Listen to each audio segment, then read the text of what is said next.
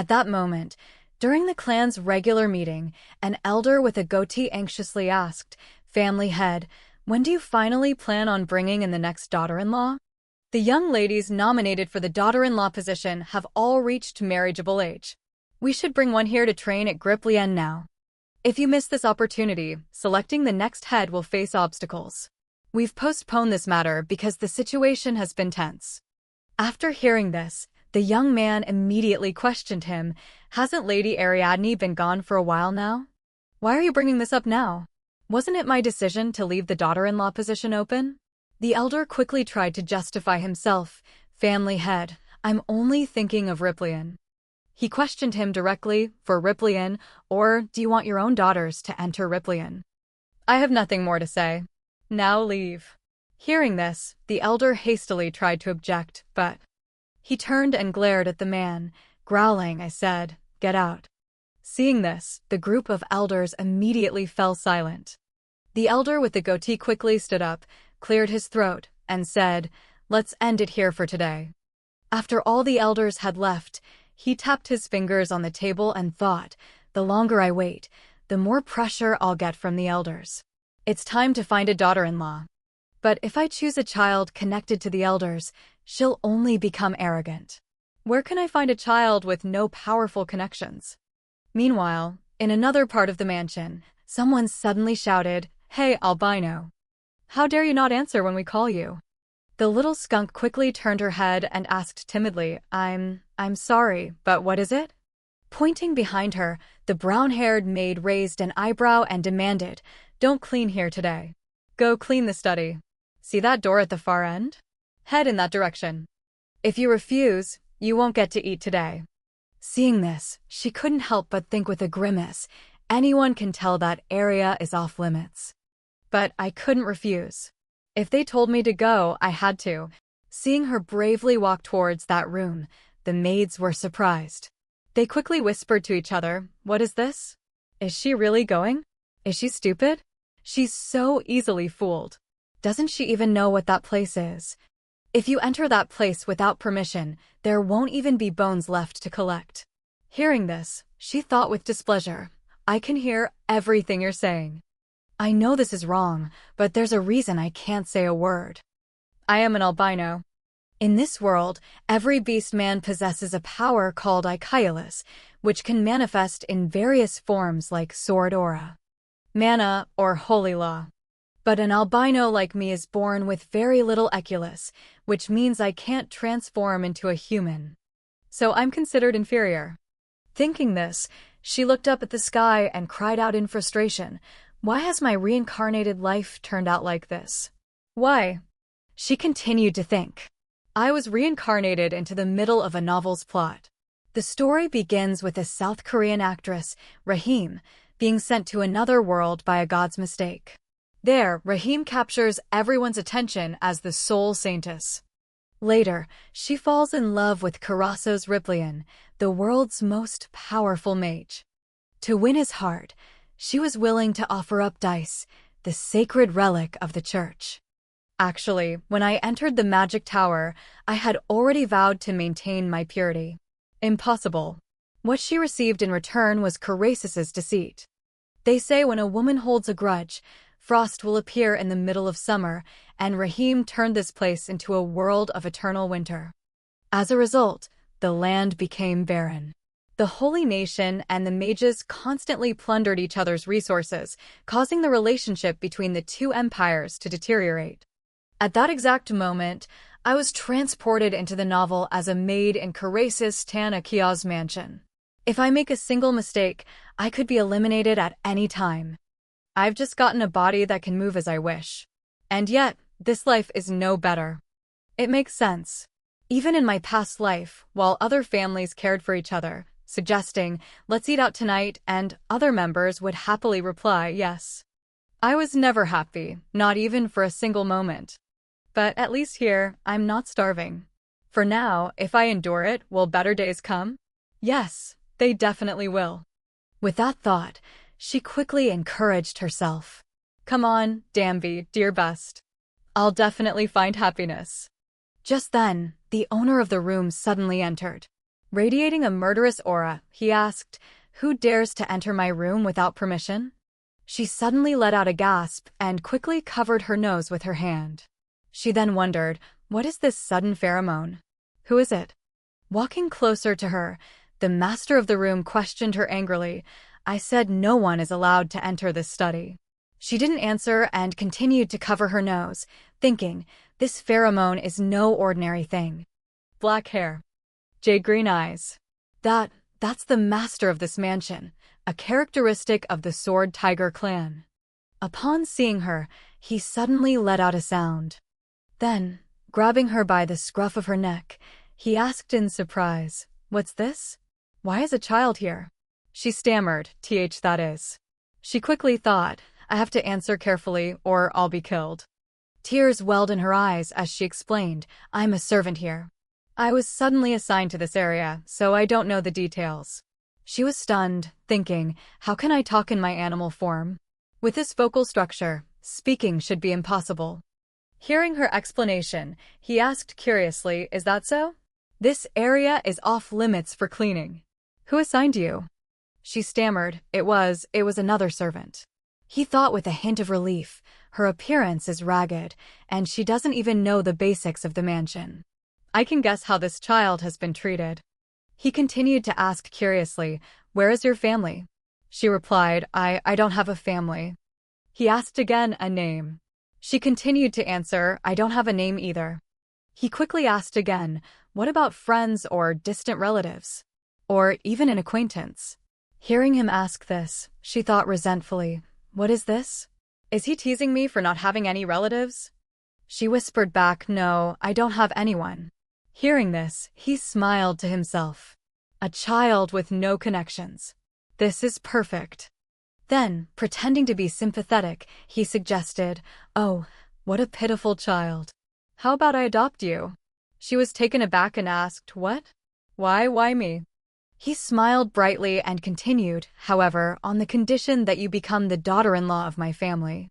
The moment she heard the young man in front of her say, "On the condition that you become the daughter-in-law of my family," she immediately froze and thought in utter shock, "Huh? What? A daughter-in-law?" This person mentioned the daughter-in-law of the Sword Tiger clan. It seems his status in this mansion is anything but ordinary. Could it be? Thinking this, she quickly asked, what is your honorable name?" He asked back, "Me." Sweating, she smiled and explained, "Yes, since we'll be seeing each other often from now on." He immediately answered, "Carasis." She was stunned and asked again, "What?" She suddenly recalled the cruel look on his face when he introduced himself to Rahim in the story. "That's my name, Carasis Lushan Riplian." "Thank you, Rahim." She thought in shock, Carasis? Could it be that Carasis? The one who used Rahim and became a notorious villain. Why would someone like that want to make me his daughter-in-law? Will I be able to live a stable life this time? The Griplian family has a special tradition. They select a daughter-in-law from a young age and have her live with the heirs to the family head position. This daughter-in-law will marry the heir who awakens a superior pheromone. This is how the clan's head is determined. However, there's a problem. In Riplian, the number of heirs who awaken superior pheromones is always 2, or 4 at most. For this reason, the heirs are always competing with each other, so in reality, the person who decides the next family head is the clan's daughter-in-law. To be given such an important position, this is the best condition I've received in all my reincarnations. But the problem is, the one who made this offer is Carasis. What if it's a trap? I'm not sure. I should try to probe him. After thinking it through, she immediately put on an innocent act and asked, "If I become a daughter-in-law, what do I get?" Kira SOS nonchalantly replied, "You'll get to eat well, dress well, and live a life of luxury." Hearing this, she was at a loss for words and thought, I shouldn't have asked that question. Then she asked directly, "Why are you making this offer to me?" He gave a faint smile and explained, that we need a well-behaved child, one not yet controlled by the elders. And coincidentally, that well-behaved child is right here."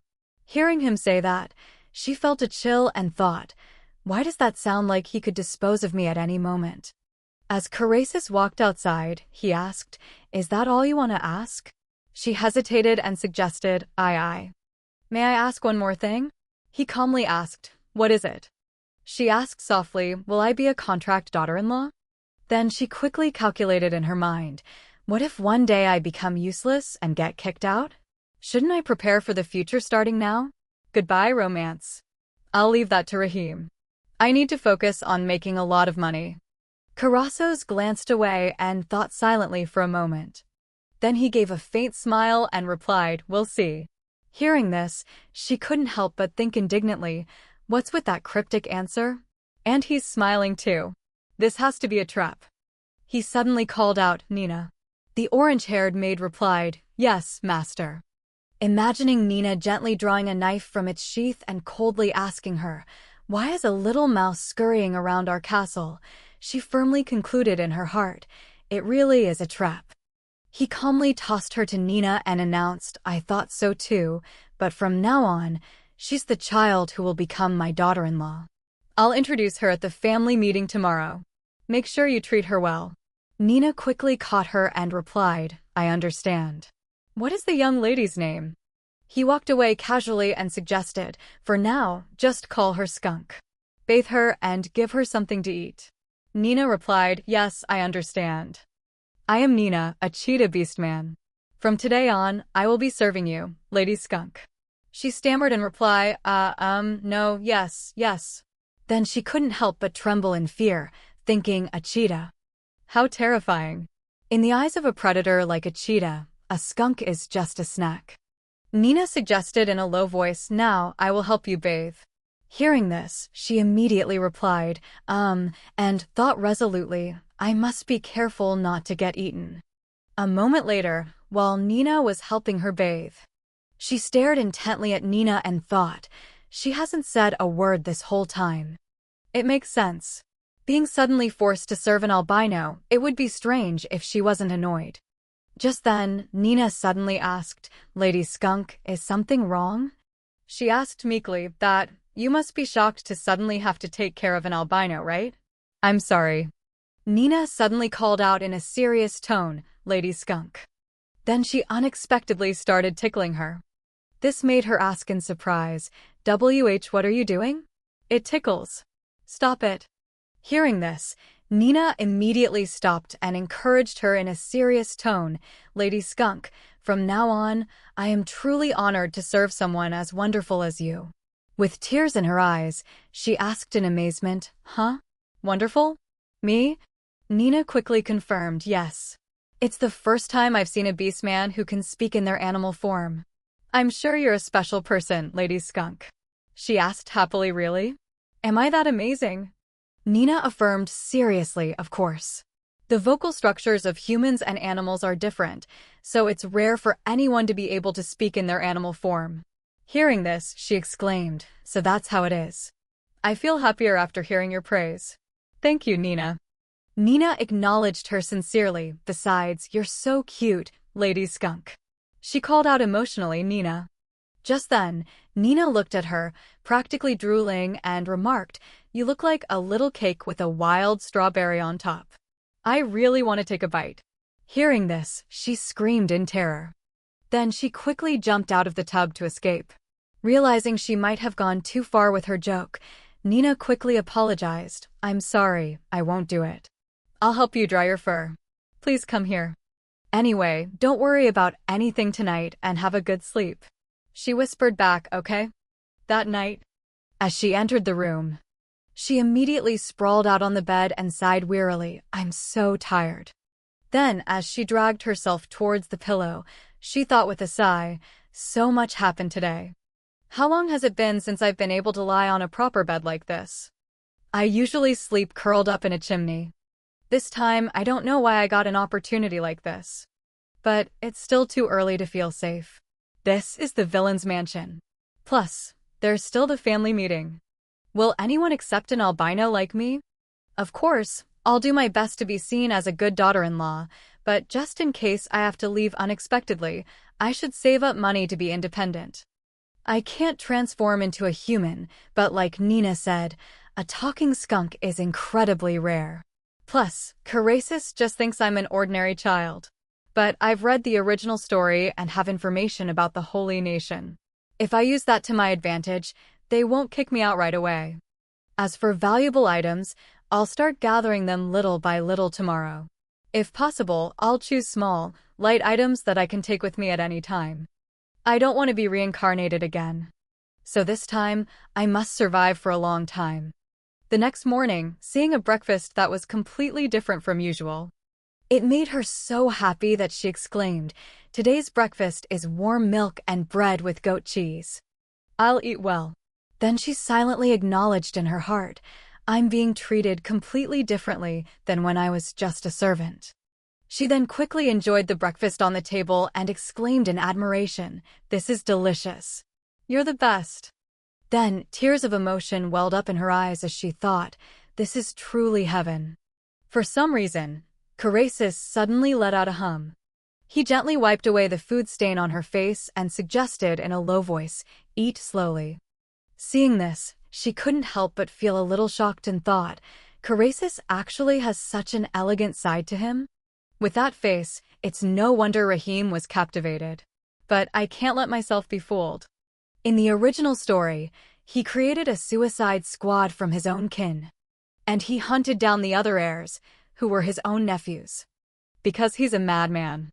Just then, Carasis suddenly spoke up, speaking of names, which startled her so much she gasped and asked back, "Yes."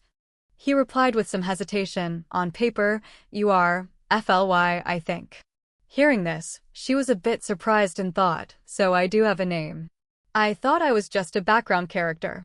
He continued calmly, "But leaving it like this isn't good, so I've registered you with a new name, Florine." She was startled and asked, "What?" Then she thought indignantly, "Why did you change my name without asking?" Still, after 7 reincarnations, this is the first time I've had a proper name. Florine, what a beautiful name.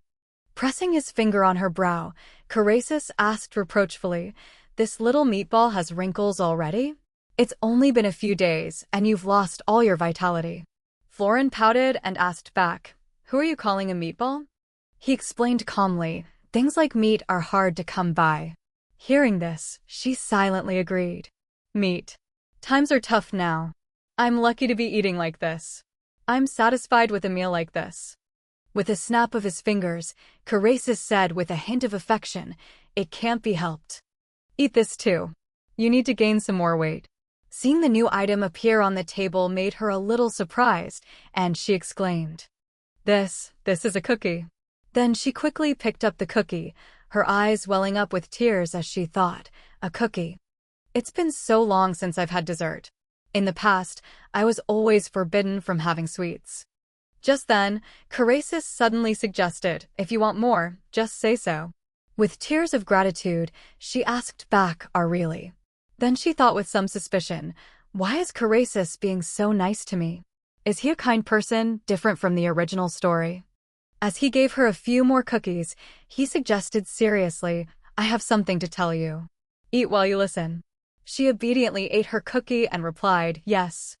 The moment she heard Carasis say, "Today, I'm taking you to the family meeting," Florine was so startled she dropped her cookie on the table and thought in a panic, "The family meeting. That's right. I'm here on the condition of becoming a daughter-in-law." According to the original story, all matters, big or small, of the Griblian family are resolved through family meetings. Whether I'm accepted as a daughter-in-law will also be decided in this meeting. If I can't prove my usefulness, the position of daughter-in-law will be lost. Can I get through this difficult stage? Seeing Florine suddenly sigh, looking quite worried about the meeting.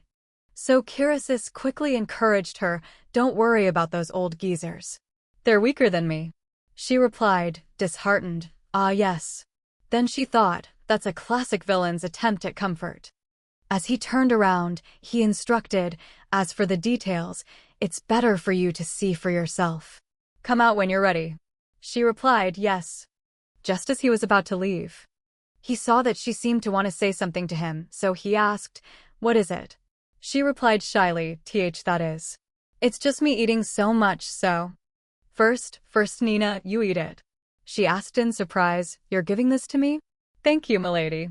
Holding the cookie up high, she said, and, she thought with some difficulty. The name Carasis is so hard to pronounce. Then she continued hesitantly, you too, sir. You gave me a room, a name, and cookies, so this is a gift. I hope you'll take care of me from now on. After saying that, Florin frowned with determination. Although he says scary things, it seems he wants to reassure me. From now on, my only support is Carasis. I must make a good impression. Carasis suddenly chuckled and asked, is this your way of bribing me? She explained in a panic, I didn't. It's not like that. It's a gift. Hearing this, he smiled faintly and replied, all right, I'll accept it. Thank you.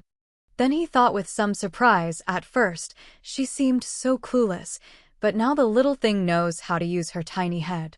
She's become quite bold. I wonder how she'll perform at the family meeting. A moment later, at the family meeting, Florine's face suddenly turned pale as she thought, I don't know what to do now, because I can't think of anything. An elder suddenly asked in shock, an albino? What on earth are you saying? Do you intend to turn the next generation into albinos? Get a grip, sir. Another elder added, what about the other candidates? Faced with the elder's somewhat excessive reaction, Florine was stunned and thought, I expected to be rejected, but I didn't think they'd get this angry. They hate me so much that they've left the 2 seats next to me empty. Carasis suddenly said with a faint smile, I don't want to behave like this in front of a child, but they're barking so loudly today. This isn't their place. Why are they all barking in a pack like this? Seeing the elders so choked up they couldn't even form a sentence, only managing to utter a few words, I, she was incredibly impressed and thought, as expected of a true villain. So strong. The situation has come to this. What is the family head doing that he hasn't appeared yet?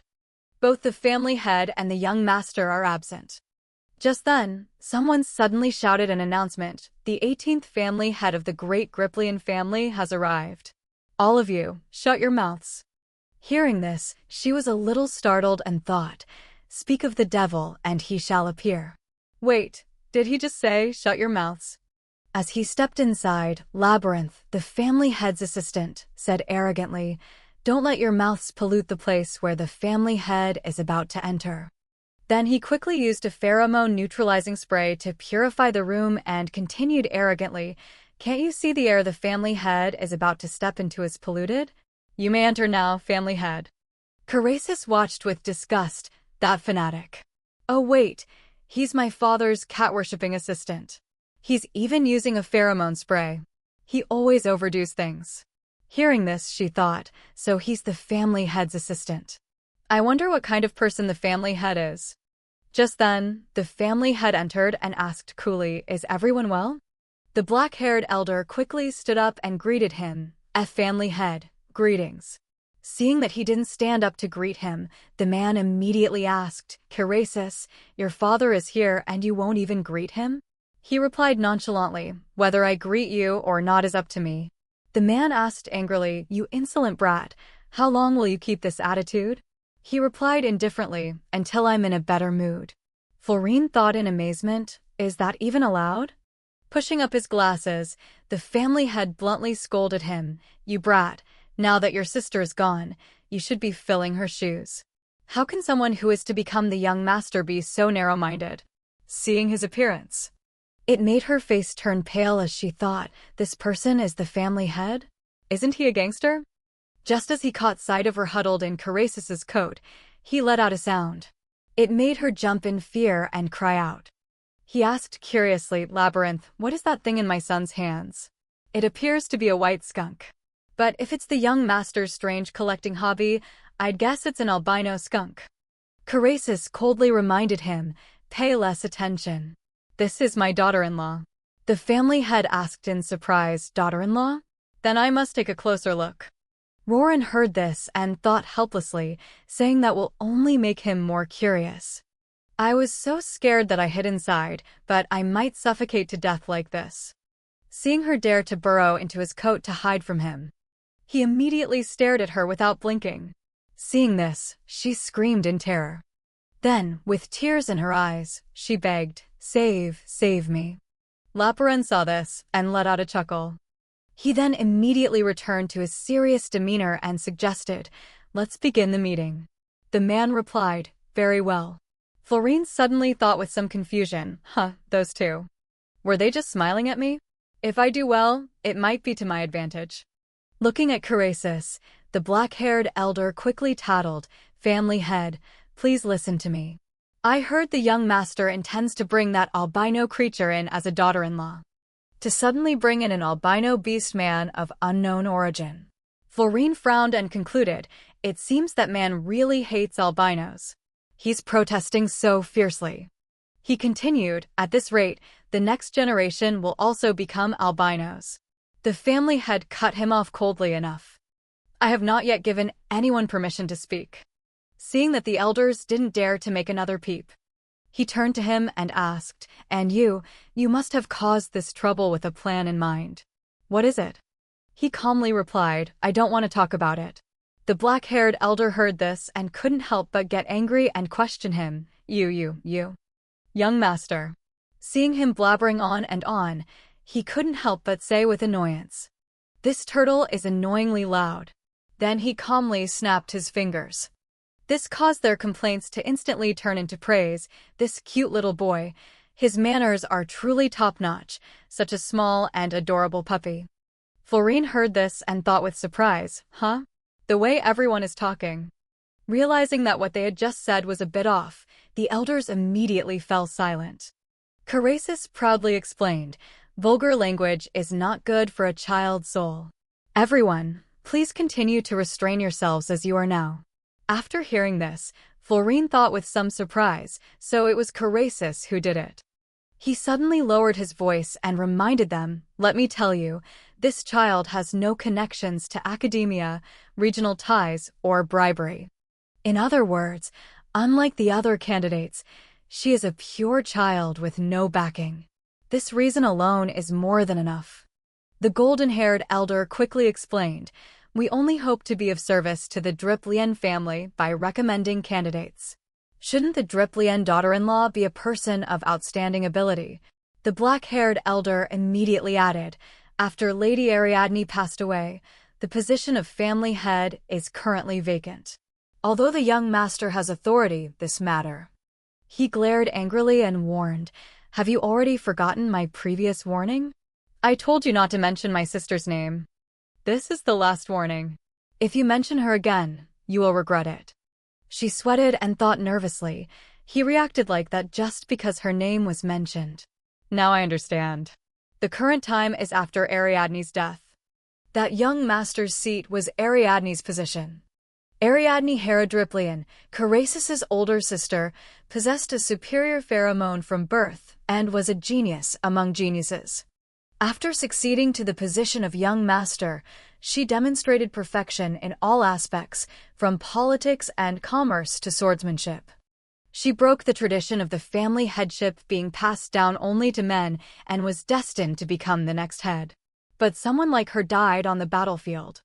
It seems Carasos still misses Ariadne very much, which is why he hasn't accepted the position of young master and has always left it vacant. As soon as he finished his thought, Carasis also set a condition. If this child becomes the daughter-in-law of the Driplien family, I will do as you wish, father, and immediately inherit the position of young master.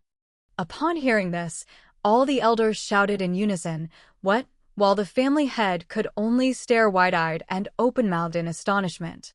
She, on the other hand, let out a loud, what? And thought in bewilderment, he's going this far just to make me his daughter-in-law? As he stroked her head, Carasos smiled and asked, to be able to make me give up my stubbornness and accept the position of young master. Doesn't that mean our daughter-in-law has amazing abilities? What do you all think? She struggled in panic, thinking, don't drag me into this. The brown-haired elder sweated and said with concern, calling that an ability is a bit of a stretch. He calmly continued, didn't you just say? A moment ago, you all said that as long as she has outstanding abilities, it's fine. Since you all care so much for the family, I'm sure you will all agree with me. Florin frowned in disbelief, thinking, Kirisis isn't joking.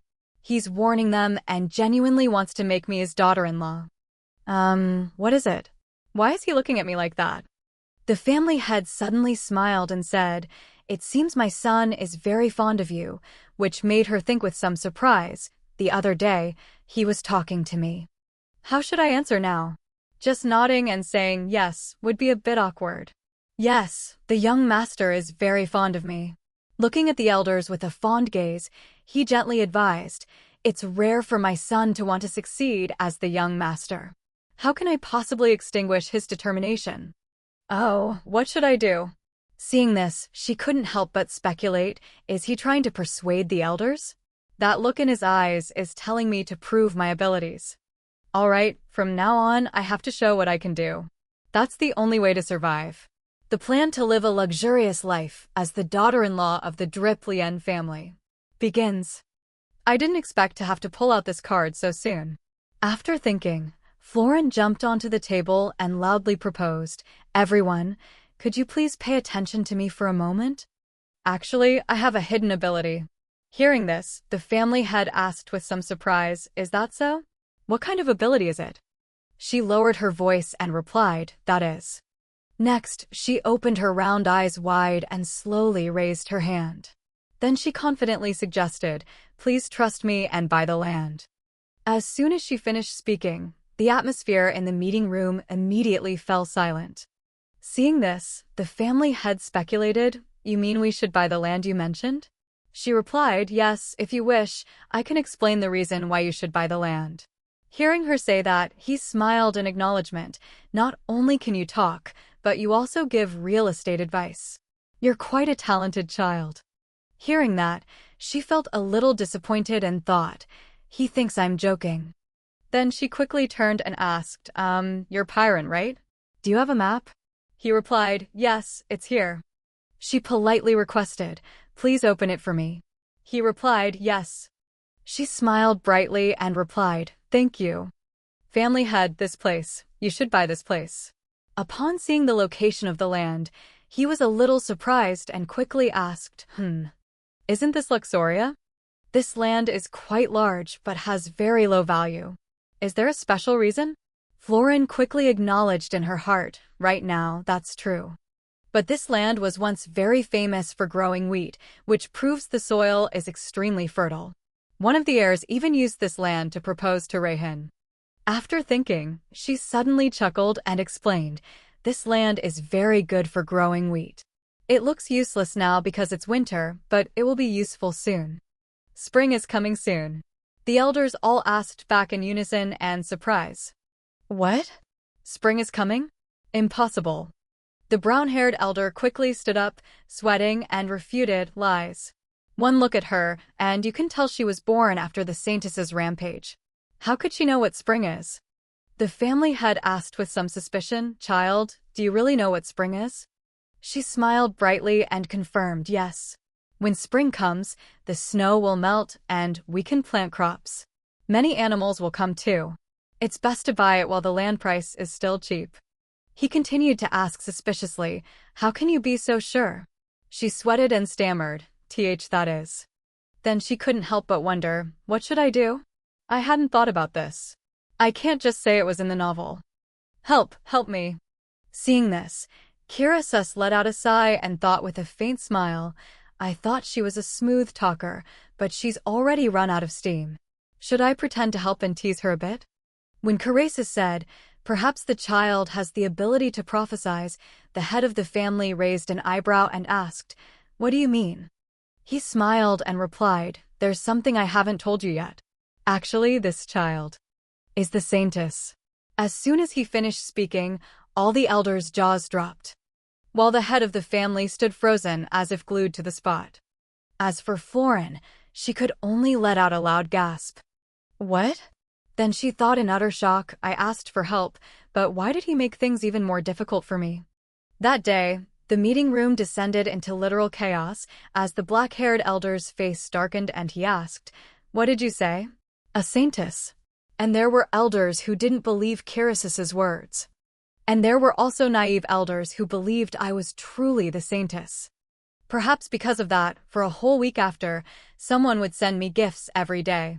Holding a pile of gifts, Nina calmly asked, Lady Florine, snacks have arrived today. Where should I put them? She sighed and replied glumly, anywhere is fine. I don't think we can fit anymore. She replied, I understand. Florine didn't reply, deep in resentful thought. It's all Caracis's fault for making up that I'm a saintess. This child is the saintess. I am. What am I supposed to do if they find out I'm lying?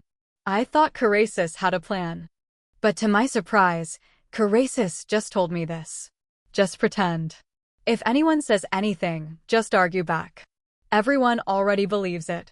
What can I do? Hearing that, I could only burst into tears and call after him, Where are you going? He left me in the room and disappeared completely. Seeing Florine easily snap the candy stick in two, Nina asked curiously, You're very strong, milady. Are you bored? She replied angrily, No, I'm just mad. Hearing her, Nina suggested, It's probably because the snow is so thick outside. You must feel cooped up staying in your room all the time. Do you want to play something? She replied listlessly, No, it's fine, Nina. I know you're busy. Hearing that, Nina was touched and said, Lady Florine, you're so thoughtful. She smiled back and then thought, I only found out later that Nina was Caracis's only maid. When I first heard that, I thought, why does he only have one person? I secretly blamed Caracis a lot. But when I learned the whole story, I was amazed. In fact, Nina was an assassin sent here to kill Caracis. He caught the assassin who tried to kill him and forced her into servitude for 10 years. That's a great method. I have to remember that he's still young. If I can do that, I'll be fine even if I get kicked out of here. After thinking, Florine sat down at the table and requested, Nina, please prepare a sketchbook for me. Nina replied, Yes, I understand. The colored pencils are here. She quickly reached out to take them and said, Thank you. Then, while writing and drawing something, she thought, For a comfortable future, I need to make a plan. If I continue to pretend to be a saintess and officially become the Marian's daughter-in-law, one of the successors will be my husband. Anyway, they will all be infatuated with Rahim later, so I don't need to worry about who will become my husband. I must prevent the future where Ripley falls. I've worked so hard to climb to the position of mistress, I can't be thrown out onto the street. No way, no way. In that case, I will build my own power base, separate from my husband, and hopefully, I can help prevent the family from collapsing to some extent. I just need to solve the cause of Ripley's downfall. Thinking carefully, the main cause is that the original story is a tragedy. The story in the original is about Rahim healing the childhood wounds of the male leads. So, if the male leads aren't hurt as much when they're young, will things be less tragic? List of male leads. Number 1. Dante. Dante is the son of Ariadne, the only direct descendant. Number 2. Yuri. Yuri is the youngest son of Ariadne, possessing the royal blood of the Magic Kingdom. Number 3. Jour.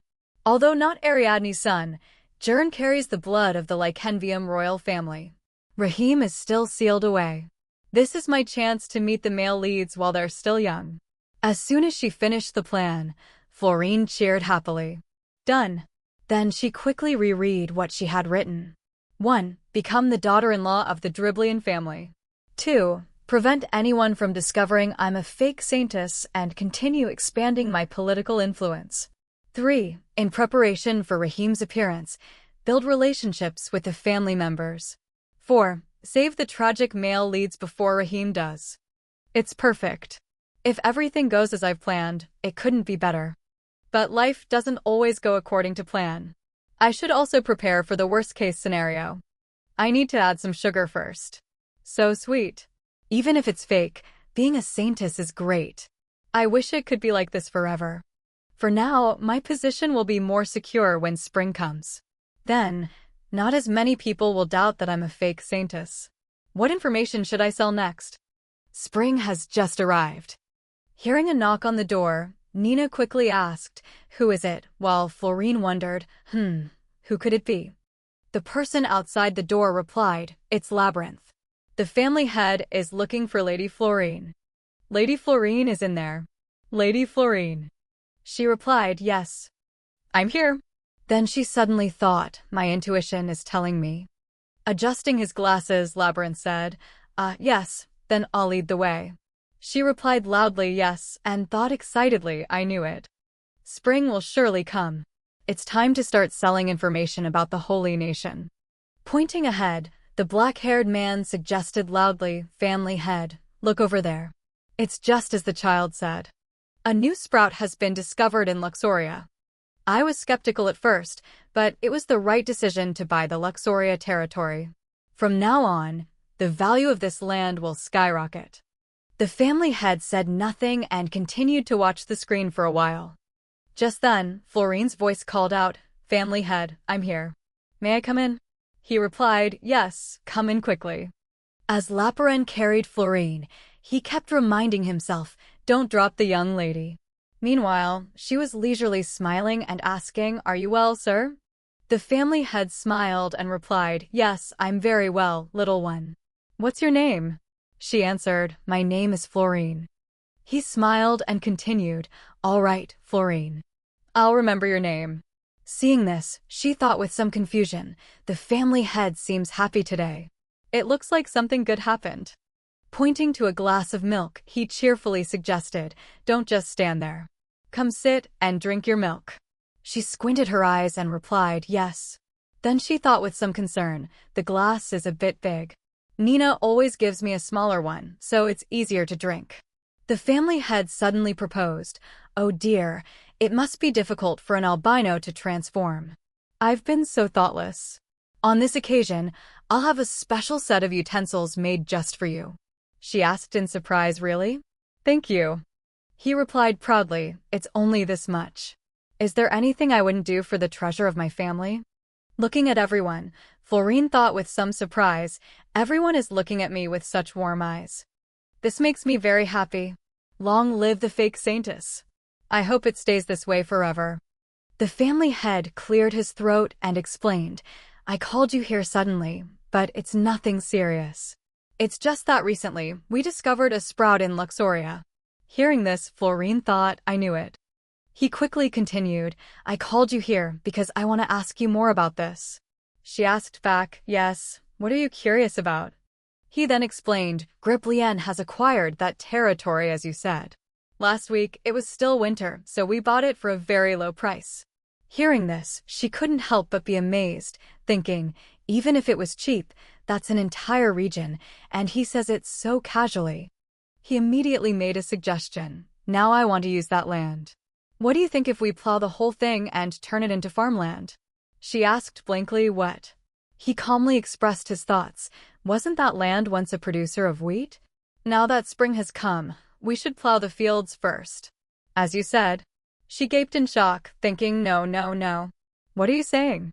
I have a way to make the land value increase rapidly. Looking at the family head's face, I understand. He's testing me. The only way is to pass this test with flying colors.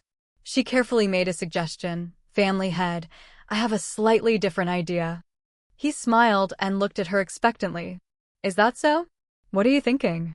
Florine put her hand to her mouth and proposed a different idea. The way the family head suggested is also good, but in my opinion, we must auction it off and sell it to the royal family for a very high price. To explain this, she had ideas from the original novel. Evidence of spring has appeared in Luxoria. In the original story, this tiny sprout caused chaos in both the Magic Kingdom and the Holy Nation. Right now, the value of Luxoria has skyrocketed to an unimaginable level. We could cultivate the land ourselves, but people will say that Griplien is monopolizing spring. Even so, the produce from Luxoria can't feed the entire Magic Kingdom. In that case, we must sell it at a high price while others are eyeing it. The more she spoke, the prouder she felt of herself. We have to sell it at an extremely high price, one that will surprise everyone. Even the family head had to nod in approval. Very good thinking. How did you come up with that? Florine didn't act arrogant and just gave a random reason. I just thought about it, and it came to me. Besides thinking quickly, I have no other choice. What's good for Griplien is also good for me. In the original story, The Griplian family is a villainous one, but they adhere to a very strict system of rewards and treatment. This means that the higher the price I sell it for, the more money I receive. With this momentum, I should try to curry a little more favor. Gaining confidence, she continued to share more information she knew with him. Family head, I'll let you in on something else. This time, the family head's eyes were even more hopeful as he glanced at her. Is there more interesting information? Yes. The family head leaned closer to her. All right, I'll hear you out. A wave of emotion swelled in Florine's heart. Great. From now on, he's starting to pay close attention to what I say. You said spring would come, right? He nodded and recounted, yes, and a sprout appeared on that land just as you said. It's not just Luxoria. Spring will come to the entire world. After he said that, he felt the gravity of the situation. Oh my. Then we must sell Luxoria as soon as possible. The family members standing by listening in became even more excited. That royal family will probably die of regret when they pay for it. Florine also gave them a thumbs up in praise. As expected, I only said one thing, but you understood 10. This is going to be interesting. I'm already excited. She also joined in their shared passion. Finally, in a flash, she was stunned to realize she had overstepped her bounds. I unconsciously smiled like a villain. Why do I fit in so well with villains? Looking at their expressions, I don't get why they enjoy provoking the royal family more than they enjoy money. The emperor must be furious. I'm really looking forward to it. What's good is good, but my plan isn't over yet. Not stopping there, Florine wanted to share an idea that had just popped into her head. Family head. I'm listening. What is it? She hesitantly asked him, does Riplian have seeds and fertilizer? His expression changed from amused to surprised. Seeds and fertilizer? The family head was amazed and exclaimed with delight, spring will come to the entire empire, so we will distribute the seeds, fertilizer, and seedlings researched at Griplian. She nodded. I've only said half of it, but he already understands. As expected of the family head, he immediately understood my meaning. The whole country will surely need seeds and fertilizer. The family head increasingly understood her deeper intentions. So, you plan to corner the market? She exclaimed enthusiastically, yes. If so, Riplian will surely achieve great success. I have my reasons for speaking with such confidence. In the original story, Riplian demonstrated its power with golems, guns, and bombs. But in reality, they are also a family with extensive knowledge of crop cultivation.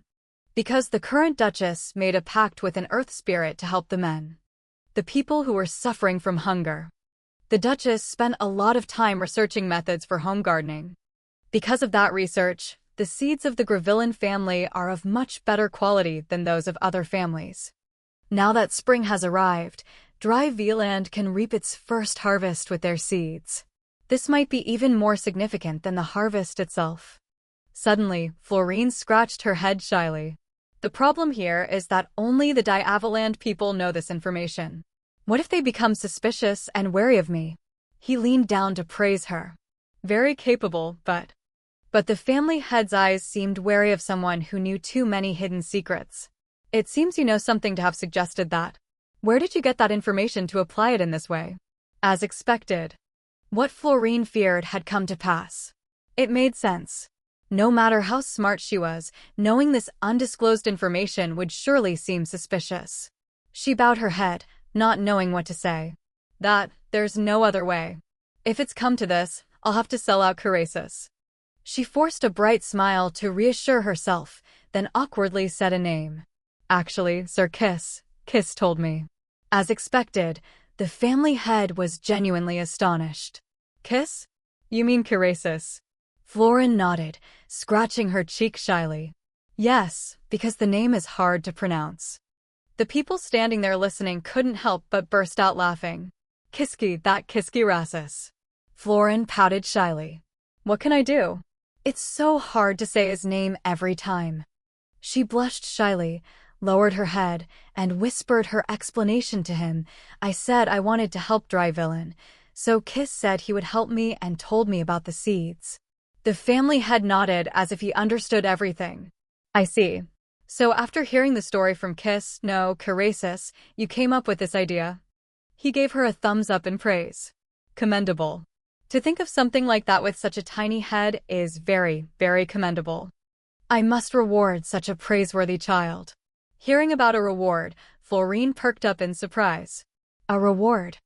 The family head began to tell her, yes, our dry villain family is greedy by nature. When we want something, we must have it. But nothing can be achieved without a price. He also gave her some advice. You must set a price for your own achievements. This experience will be the foundation for you to manage the internal affairs of the family. Florine's jaw dropped in astonishment. He's saying these words to me. Has the family head accepted me as a member of the Dry Viland family? She was deeply moved. After all the lonely days, a wanderer like me without a place to call home. Now I have found where I belong. Seeing her joy, the family head also had high expectations for her. I'll ask again. What price do you set for this achievement? That's right. The person we need is a well-educated child, not one who is just obedient. What these people want is only one thing, a talent worthy of the position of Drevelin's daughter-in-law. I also became determined. Her hands clenched as she accepted the challenge. This is also a test of my ambition. In that case, I must show an ambition worthy of the Dry Viland clan. The thing I want is Dry Villain. This statement struck a chord with the two eavesdroppers. Even the family head didn't expect her frank answer. What? I want to have it. Florine looked up, her gaze steady at the family head. He also replied bluntly. She remained firm with her price. I want to have Drevelin. The family head's face was serious as he asked her what she meant. You want to have Drevelin? Florine sought an answer. She gently looked up at him. Yes, because the Gravelin family is the strongest and kindest in the world. The people standing beside her felt uneasy as she shouted the slogan. What is that child saying? To say something like that is a bit much. His sharp eyes remained fixed on her as if he were deep in thought. In the end, he just sighed and reached out his hand. So that's how you see it. She trembled, thinking he was going to do something. Her hands shook slightly. As expected, demanding the Drevelin family was too much. The family head surprisingly lifted her up and nuzzled her face. You adorable little thing. The people in the family were, of course, no less shocked. Family head. After he was done cuddling her, the family head placed her on the table and gently caressed her. I can't give you the family just yet, but I'll give you something else. You'll now have your own bedroom. Choose one of the rooms on the second floor of the main building. Her eyes filled with tears as she looked at him. As expected of Dry Villain. I knew it, but I didn't expect to get a reward so quickly. It's amazing. Thank you. But this still made the family head ponder. Just giving her a room feels like it's not enough. All right, little one, how old are you? Florine shook her head shyly. I don't know. Thinking back, I don't know how old I am. If I could transform into a human, I could probably guess my age. But if I can't even feel like Hylas, how can I transform? Her eyes revealed a look of sadness and frustration. Is it because I'm an albino that there's nothing I can do? If only I could transform into a human. The family head quickly sensed the deep sadness within her. He gently comforted her to make her feel less self-conscious. I only asked because you look to be about the age where you'd need a wet nurse. You don't need to worry about it. If you want to transform into a human, I will find a way to help you. But let's say, even if you can't transform. He promised firmly, the fact that you are a member of the Driveline family will not change. You don't have to feel inferior. Florine felt her small soul somewhat comforted. That's right. No matter what, I'm now a member of the Driveline family. So from now on, I won't be timid anymore. I'll prove that I'm useful to the Drevelin family. To repay him, she decided to reveal her final secret. Family head, there's still something I haven't told you. This time, he was even more excited than before. Oh, there's still more? Yes, do you have a map? The man beside him immediately provided it. If it's a map you need, here it is. Someone even raised a question. Is there another piece of land to play with the royal family? Florine jumped up and shook her head. No, this is probably more important information than that. First, this place. She pointed randomly at several locations on the map at once. This place and this place too. He raised an eyebrow, not understanding. What can be done with those places?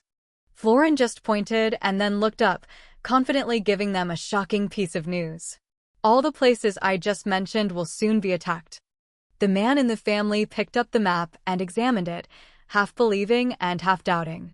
The locations are quite specific, but for a child to know about a war zone is a bit. Can we trust this? Please believe me. Florin tried to make everyone believe in her one more time. Have you all forgotten already? Last time I said spring would come, and it came. This time, if you don't try, you'll regret it later. If we're attacked, I'll suffer too. Why would I lie to you? The family head also mumbled his calculations.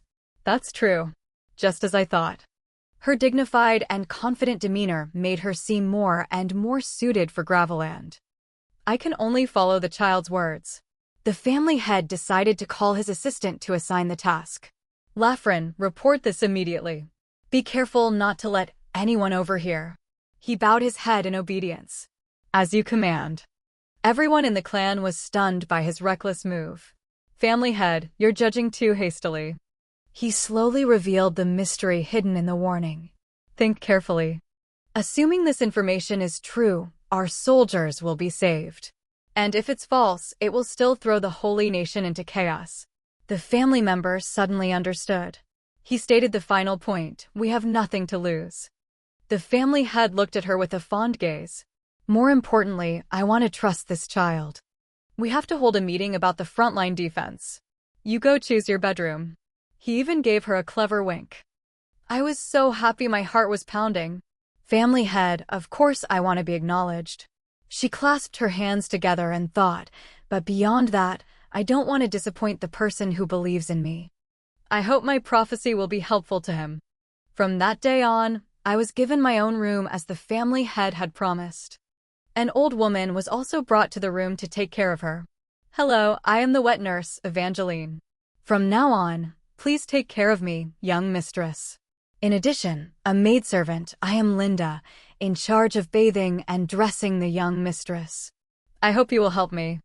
I am Dawn, assigned to escort the young mistress. I hope you will help me. And I was given a wet nurse, a personal maid, and a night escort. Nina was also by her side, taking care of her diligently. Now, young mistress, Florin opened her little mouth to accept a piece of flan cake coquettishly. You ate very well today, too. Linda at her side cried out, refusing to be outdone. Nina, you stingy head. I want to be in charge of snacks too. Please, just let me have a little bit. Florin was so immersed in happiness at that moment that the old me wouldn't have dared to dream of it. At the Dryville family, my popularity grew day by day. She experienced a completely new life. Please give me a chance, young mistress. Me too. But does Carasis know about this? The very next day, Carasis inherited the position of young master. Perhaps because of that, he was much busier than before, making it very difficult to meet him. Florin sat up and sighed wearily. He just dropped this thing off and disappeared.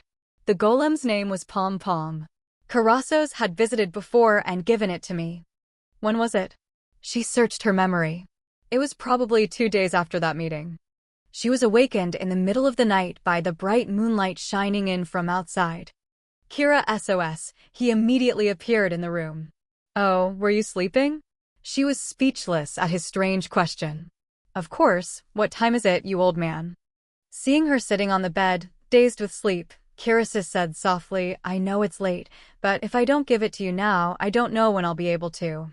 A transformative magic appeared in his hand. Florin was also illuminated by the light. That is a golem. That's right. He nodded, praising her cleverness. A communication golem. Because I thought you would want to say good morning and good night to me. She was frozen speechless. Where does he get that kind of confidence? He also mentioned other special functions. And if you tap this little guy's head twice, it will become a translator. Even if you speak casually, it will translate accurately for you. Florin tilted her head and looked at the golem with interest. Oh. She smiled brightly and thanked Carasos. Thank you, sir. I will use it well. Okay. Since then, we haven't had a chance to talk. Remembering Carasos, she felt a wave of sadness. Honestly, I feel a little sad, but I have to accept it because he's busy. Besides, I've already received a gift like this. Her tiny hand clenched into a fist as she made a promise to herself. All right, in that case, I have to try even harder so that Carasos will hear my name. She muttered, to do that. From now on, I'll need your help, Pom-Pom. The maids who were cleaning had to stop and watch. Look. That's the saintess, referring to Florine who was lounging on John's head. The maids wholeheartedly admired her. Many people said that because she predicted the attack, my brother on the battlefield was saved. Another girl agreed. Not only did we have time to evacuate, but we also launched a surprise counterattack. Florine glanced over and saw their eyes fixed on her. Everyone is praising me. This is unrelated, but there's something else. A few days ago, an army was planning an attack on the border of the Magic Kingdom. Those Magic Kingdom folks have been getting too cocky lately. Today, we have to teach them a lesson, right? They confidently advanced their troops deep inside, never thinking they would be ambushed like this. We will wipe them all out. Just as the words were spoken, an arrow flew straight at the leader. A piercing scream echoed through the snowy night. Captain! Their faces turned pale with shock. A pack of ferocious tigers slowly emerged from the shadows. Their army was quickly defeated. They never expected to be ambushed in return. Just as the prophecy foretold, the holy nation sent people to attack. But thanks to their preparations, they were able to fend off the attack. And this story is spreading throughout Dry V-land. Now I've become a superstar. But there are still some who are not pleased with Florin. Even so, letting an albino represent Rai Vilen is a bit too much. The mates from before quickly warned him, "What are you saying? What if you get punished?" Florine, resting on his hair, glanced sideways at him. There are still people like this, but it's okay. There are all kinds of people. The maid who had praised her earlier now stood up for her. The saintist is no ordinary albino. She is very special. The reason she can't transform is because she used too much power to summon spring. This rumor was intentionally spread to deal with situations like this. Don't insult the saintess. Florine was satisfied with this situation. The rumors spreading are so pleasant to hear. And the person who spread such a ridiculous rumor was the family head himself. Inside the dining room, on the table were several snacks that the family head had prepared. She slowly and carefully nibbled on a cookie. Why does the family head suddenly call for me like this? He called her softly, child. Yes. This might sound a bit abrupt, but I don't believe you're a saintess. Florine was spun around like a top by him. Hey, why all of a sudden? She lost hope, her heart pounding with anxiety. He clearly said he wanted to trust me. Could it be that I've been found out? I haven't done anything suspicious. Her body trembled even more as she softly asked him, "What are you talking about, family head?" The family head slowly replied, basically, "I don't believe in the existence of gods, so whether you're really a saintess or not, I don't care." Florine looked at him in stunned silence. The weight in her heart was lifted. So that's what he meant. I thought I'd been found out. It really scared me. He slowly raised his cup to drink his tea. But now that things have come to this, you are the true saintess who awakened with the spring. And I will spread the word that the saintess of the holy nation is a fake. I will not let anyone look down on you. The more Florine heard, the more she admired him. What a truly villainous idea. Still, I'm very happy that no one looks down on me now. Besides, now that spring has come, a peace treaty will be signed, so I won't have to make predictions like the attack anymore. But Florine immediately became sad and discouraged. I can't just sit around and do nothing. I need to stay sharp and work harder to be acknowledged. John heard her sigh from on top of his head. Young mistress, are you feeling unwell somewhere? She quickly waved her hand. No, it's just... She made up an excuse. I was thinking about how to compliment the chef on the pudding I ate earlier. John sighed in relief and smiled brightly. So that's what it was. He praised her profusely. As expected of the young mistress.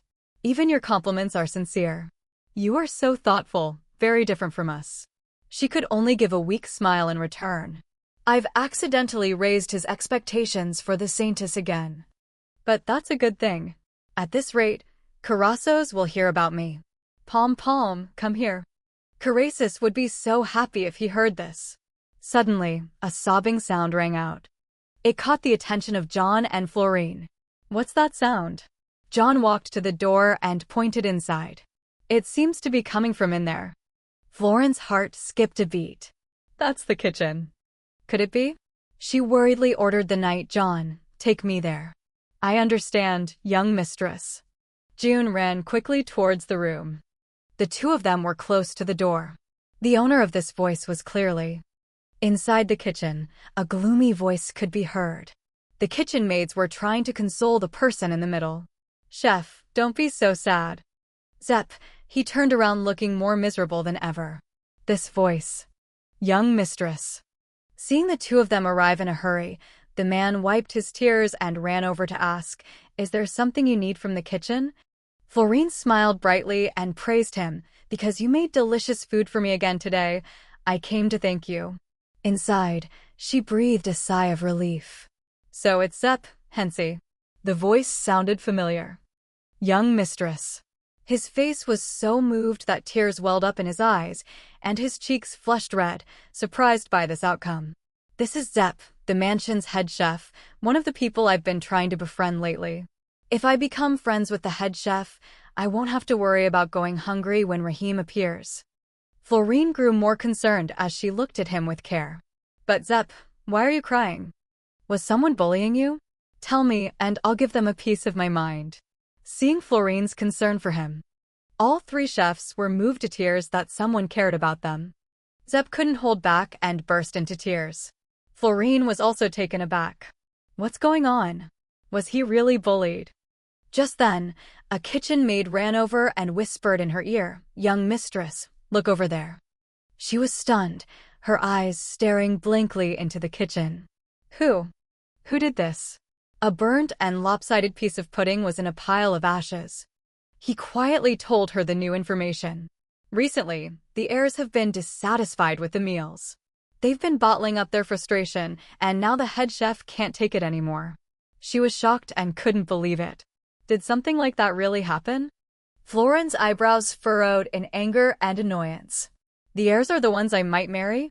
Even knowing the current situation, they still waste precious food like that. They have no potential, let alone a good heart. She snapped angrily, Tell me who it was. I don't want to marry someone like that. He panicked, his face turning pale. Young mistress, even so. While they were talking, a strange young boy appeared. Is that the albino?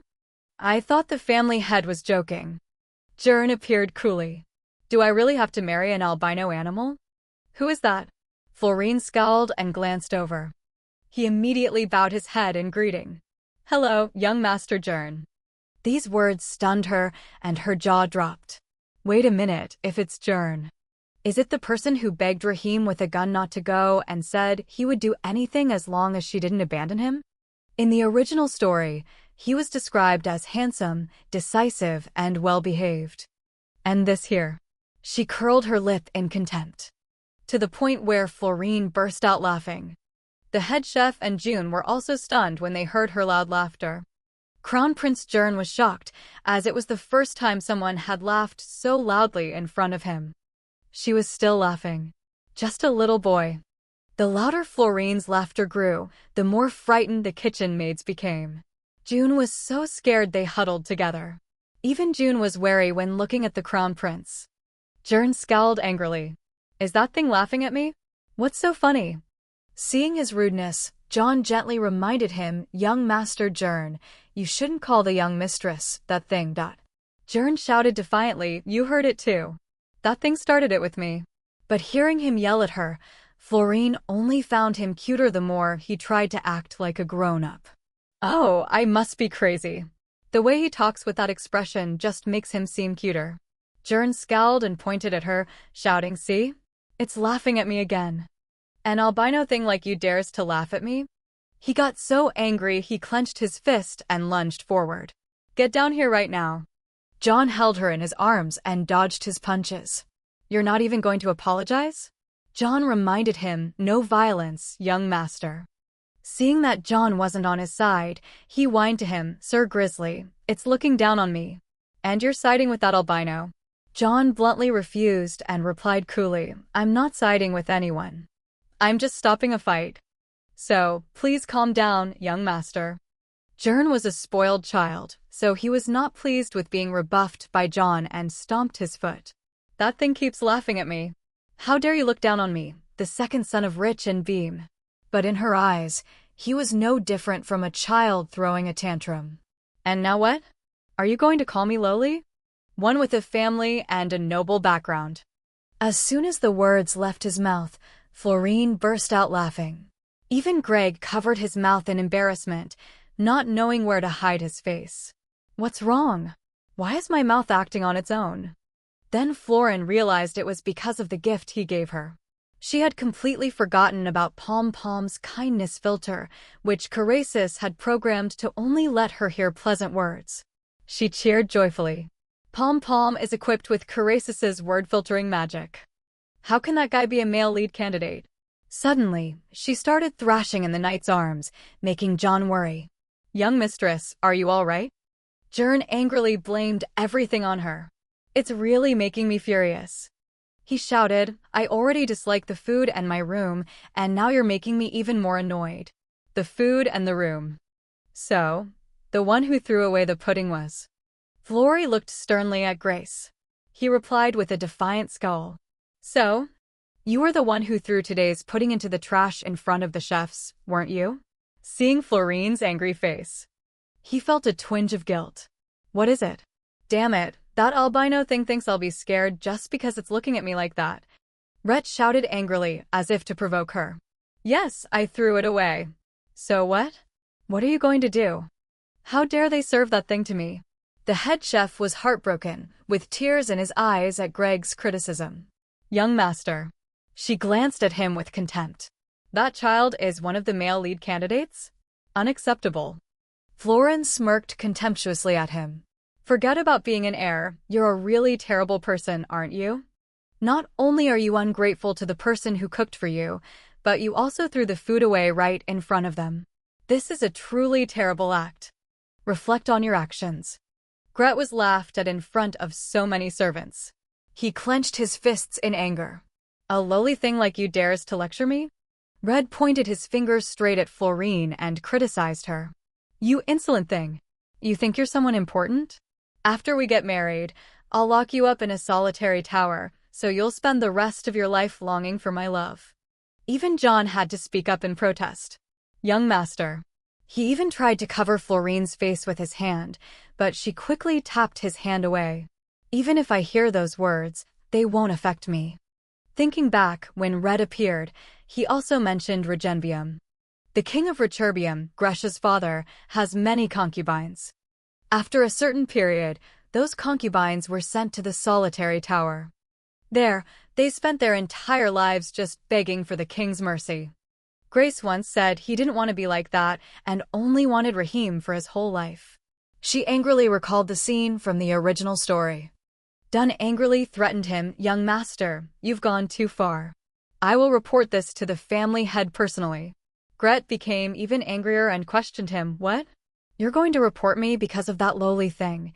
She crossed her arms and thought, according to the original story, that's right. In the kingdom. Brett grew up spoiled, so reacting like that is understandable. Honestly, hearing those words just makes me laugh. But let's get things straight. A scolding is still a scolding. Florine curled her lips slightly, her voice tinged with ridicule. Hey, who said I would marry you? What? You're not the only candidate, you fool. Seeing Greg clench his teeth in anger, she also raised an eyebrow and glared back. You're enduring this, so it seems you still want to become the family head, huh? Or are you so scared you don't dare to cause a ruckus in Driveland? Being either too soft or too hard won't work. I don't need to confront everyone. Florine decided to ignore him and tapped his arm. All right, let's go, John. Yes, young mistress. John respectfully let her sit on his head and walked past the young master towards the door. Flory lay sprawled on his head, thinking, in the original story, he awakens as an alpha and becomes a promising candidate for the heir. But wasn't that awakening thanks to the kingdom's help? Or should I just let him and Raheem get close? Greg's face turned black with anger. How dare you? Humiliate me in front of the servants. He grabbed the magic orb. I'll teach you a lesson. Before she could react, a small spirit grabbed her on its back and dragged her away. John panicked and chased after her to grab her, but he was too late. Young mistress. He used an ice orb to pull Florine back and then mocked her. Haha, that's what you get for looking down on me. A spirit eagle appeared and snatched her, flying around in circles as if to get revenge on her. Florine was scared to death. Tears streamed down her face. He's crazy. Dawn was also shocked and angry. Isn't that a wind spirit? How could you use spirit magic on the young mistress? Moreover, if you're caught using the guardian spirit granted by the royal family, you'll be in big trouble. Stop it now. But Jour didn't seem to care much. Is that so? But I don't want to. Florine squeezed her eyes shut in terror. This child is abnormally strange. Oh my God, Danby, save me. John quickly drew his sword. I have orders from the family head to protect the young lady's absolute safety. Therefore, I will forcibly summon the spirit. With no one defending him, he trembled slightly, but his voice was still full of arrogance. Are you pointing your sword at me for that albino? How dare you?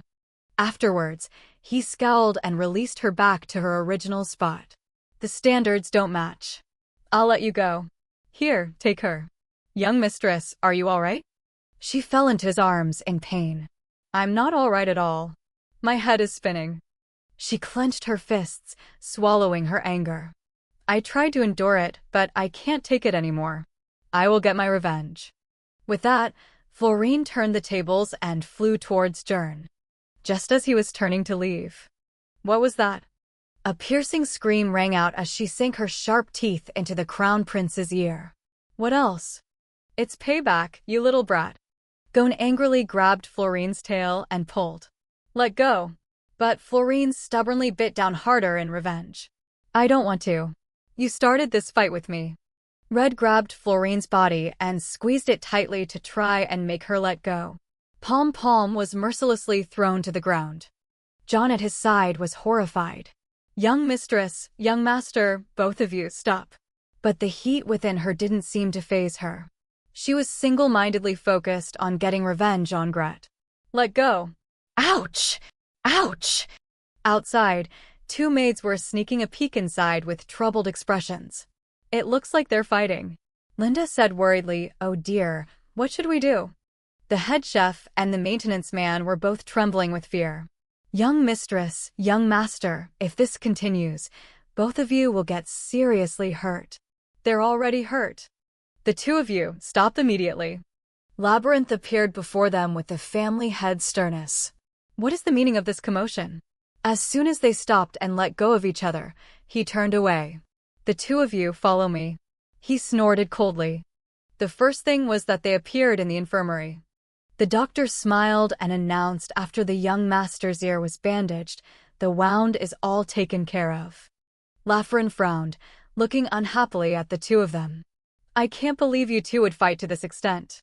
Gret immediately turned to blame her. You did this to me. I'll definitely tell my father. Florine looked at him arrogantly and just sighed. To act like this in front of Laffren, it seems he hasn't learned his lesson. The assistant also sighed in frustration and turned to talk to the doctor. First, how are the young mistress and young master Greg's conditions? Both have minor scrapes, but nothing serious. He glanced at her. Then that's a relief. Could you please step out for a moment? The doctor bowed and nodded in agreement. Of course, but please don't scold them too much. Call me when you're done talking. Until only the four people involved were left in the room. Laffren adjusted his glasses and turned on his scary mode to interrogate them. So, you're both fine now. Now I need to hear it. Florine watched, trembling with fear. Laffren is really angry. Dawn stepped forward to help. I can explain. But the assistant brushed him off. No, I'm asking the two of them here. Florin carefully calculated.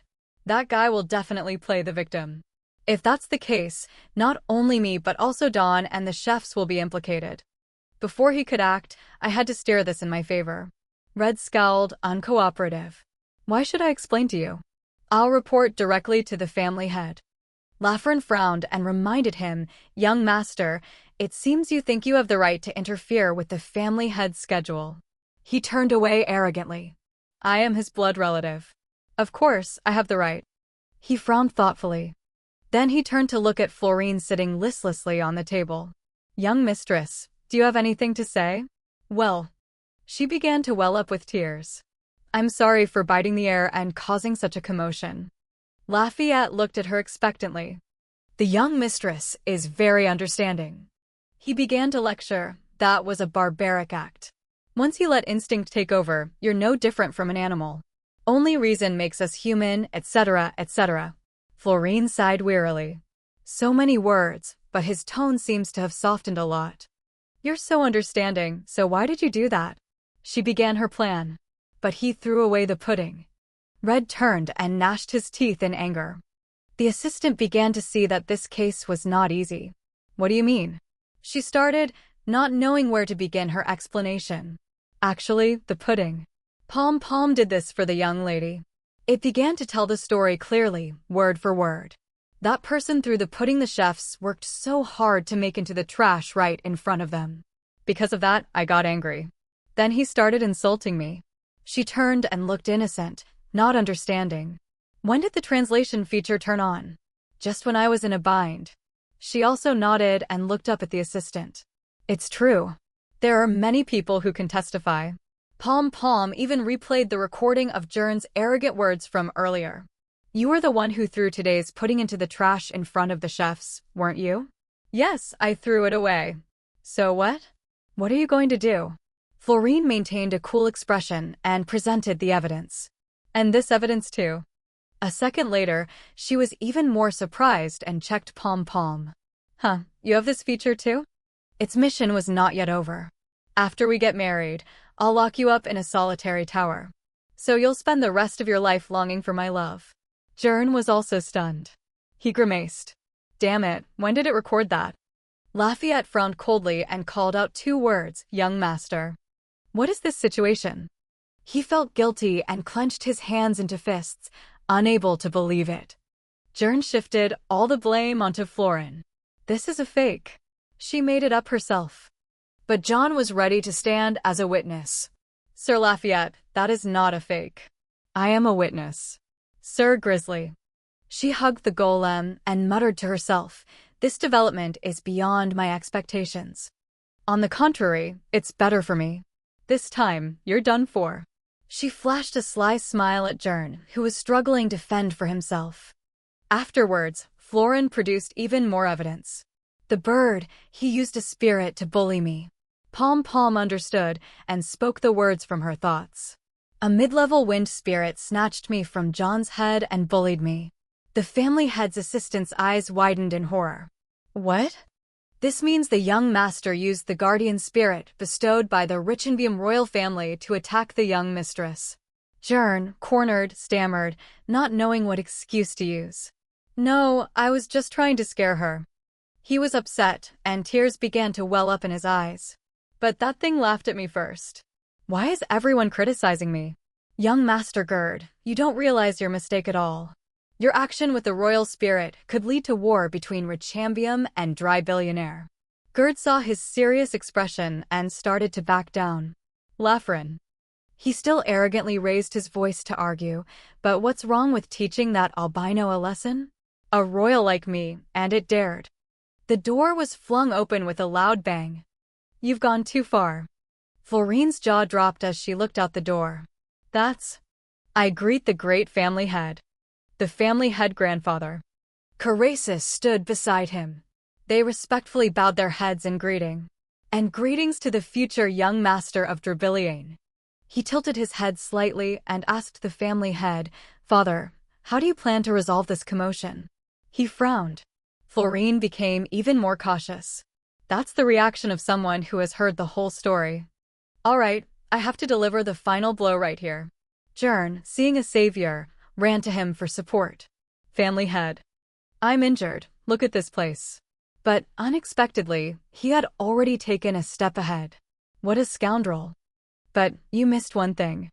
She muttered, that is. So she flew towards him, and he gently opened his arms to receive her. Yes, little one. Seeing her bandaged body, the family head also asked with concern, are you injured too? She replied with tears in her eyes, yes, but more importantly.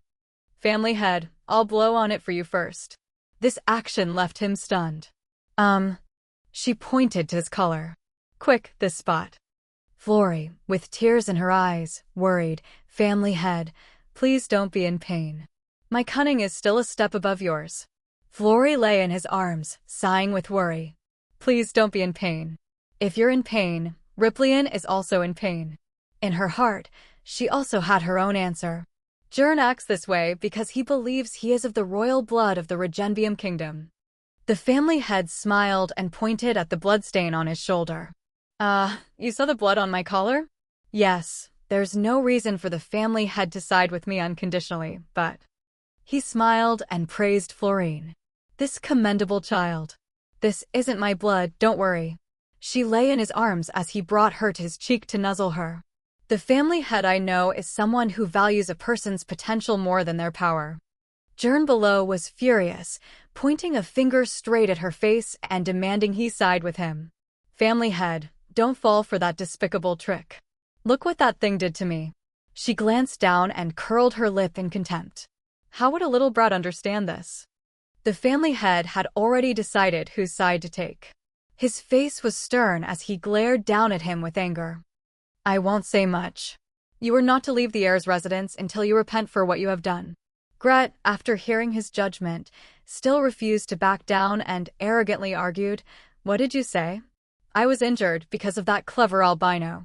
If my father, King Richelbium, finds out I was injured, he won't let it slide. The family head raised his eyebrow and issued a threat if you follow this order, you will be stripped of your status as an heir and sent back to your beloved Regenbium. Red was stunned, thrown into a passive state. Florine at his side could only shake her head in exasperation. Heavens, this brat is really stupid.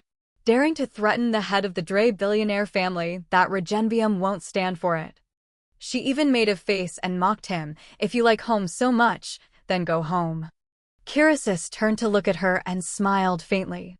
He made a gesture to take Florine from the family head's arms. I'll take this frightened child. He also nodded in agreement. Yes, that would be better.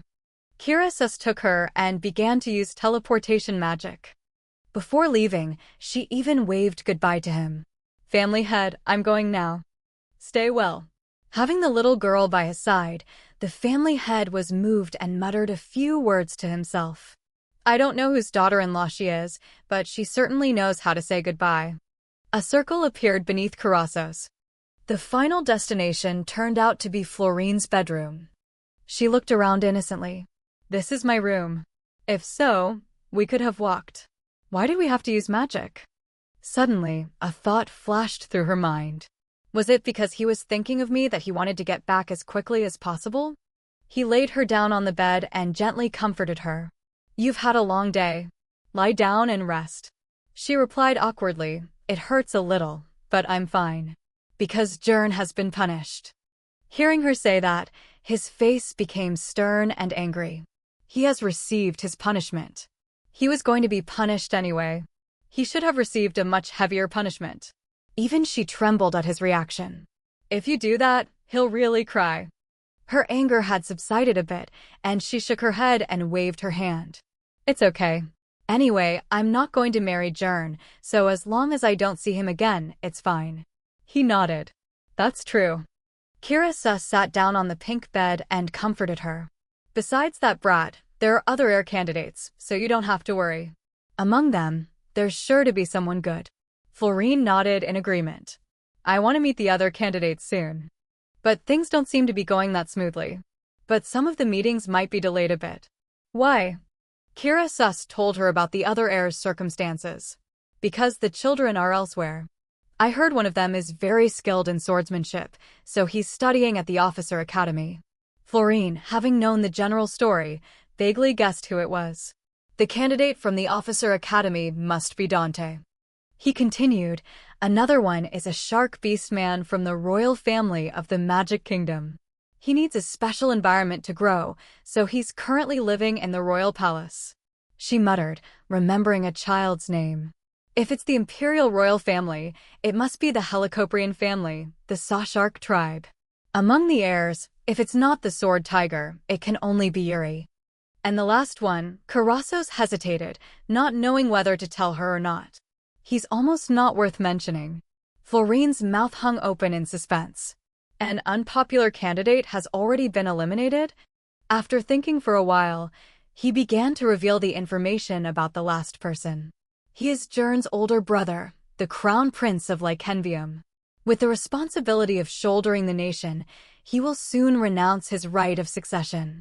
She seemed to be gradually understanding everything. Since Rybillion couldn't send their eldest son, they sent their second son, Gerd, here. Carrassos didn't wait for her to react and continued, besides Gerd's brother, you'll get to meet the other candidates. If there's a problem with any of them, just tell the family head or me. She whispered a nod in agreement. Yes. Florine was a bit surprised, thinking to herself, I feel like Carrassos is friendlier than before. Is it because I'm a patient right now?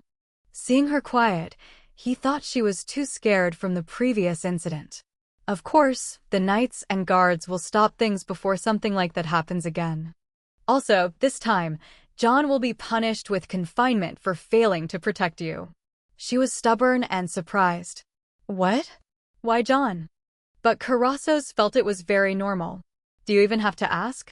Failing to protect the mistress is already a crime. But she naturally disagreed with his thinking. What you're saying is unreasonable. No way. To clear the knight's name, Florine asked for Pom Pom's help. She tapped its head as if to turn it on. Power can't win. Pom Pom spoke Florine's thoughts. John is just an escort knight. How could he really dare to oppose an heir of Drabiliane? He even drew his sword. Pom Pom explained that issue. Just drawing his sword alone is enough to get him severely punished. It's not that he couldn't protect me, he didn't have the authority. John simply didn't have the authority to do more. The words from the bottom of her heart seemed to touch his iron-like heart. You can't just punish John like that. You didn't even give him the authority to act. Punishing him like this is not right. In his eyes, he vaguely remembered someone. Carrassos, that's not right. Carrassos saw the image of his sister Ariadne in Florine's form. Do you really think that's right? He muttered, the more I look, the more they look alike. He stood blankly on the bed, not understanding what was happening. What did you say? Carrassos shook his head. It's nothing. So you don't want John to be punished? She shouted with certainty. Of course. John did nothing wrong. Carrassos smiled in agreement. But his body was trembling. All right, I get it. Don't be angry anymore. Florine stared at him. There was a different side to him that she had never seen before. So Carrassos can be like that. It's wonderful. Now he got to the main point. Actually, I have something to tell you, which is why I brought you here. Florine was surprised and curious. Something you want to tell me? Yes, starting tomorrow, you will begin your studies. And I have found a way to give you an identity. Yes. He slowly continued, someone has become your foster mother, but there's a small problem. Florine waved her hands in panic. Wait, an identity? Impossible. How can this be? Seeing her flustered, Carrassos comfortably crossed his arms and asked for her opinion. Why not? Florine hesitated and asked softly, I'm an albino and I don't even know where I came from. Would someone still be willing to see a child like me as family? He smiled and replied, I tried looking, and it turns out there is someone. But her heart couldn't shake off the wariness within her. What is this uneasy feeling I've had all this time? It's true that I've been helpful to Drabiliane, but isn't this too much? Florine clenched her fists in suspicion. I've been curious for a while now. Carrassos glanced over at her, questioning him. You sided with me and lied to everyone that I'm a saintist. You gave me pom-pom. No matter how I think about it, it's very strange. Why are you being so good to me? Does Kirisus have some ulterior motive? Kirisus smiled and told his precious niece, yes, starting tomorrow, you will begin your studies. And I have found a way to give you an identity. There is someone very worthy of becoming your foster mother. She is currently hiding in the Iantarosa Mountains, so I must go find her. Florine jumped, as if she had just heard some earth-shattering news. What? Iantarosa? If it's Iantarosa, there's a legend that it's a mountain range formed from the petrified body of a dragon. Does Karasos mean the mountain that isn't affected by magic? To go all the way to the Iantarosa mountain range just for me is too dangerous. Seeing Florine's urgency and worry, Karasos asked gently, are you worried about me? Thank you. Florine was still in shock. And an identity? What are you talking about? Karasos casually sat down on Florine's bed. He crossed his arms and squinted at her. What do you mean, what? Florine awkwardly explained her meaning to Karasos. No, there's no way anyone would accept an albino like me as family. No matter how I think about it, it's really strange. Why is he being so nice to me? Are you expecting something special from me? This is completely beyond my understanding. Everything in the world has a price. Before transmigrating into a skunk, Florine had a very unhappy childhood. Florine's aunt came to her niece after her mother, Aram A, passed away. Do you want to come with me? Yes. Florine was still young at the time. Her appearance was like a ray of sunshine in her dark life. Yes. However, in exchange for that love was the insurance money her mother left behind. What does a child have to do with a large sum of money? What will they do with their parents' insurance money? That's what I realized when I was still a child. Therefore, I'm not used to receiving kindness without having to pay a price. At most, I can only prevent Ripley's collapse. I'm afraid this kindness will consume me. If I go back to my previous life, the more I get used to this kindness, the more miserable I'll be. It's better if there's some kind of scheme. I'd feel more at ease. Florine's question was finally answered by Karasos. The reason? It's probably because you resemble that person. Florine didn't understand what Karasos meant. What? Right after that, Karasos smiled gently and told Florine, there's no special reason. Since you're part of my collection, of course I have to cherish you.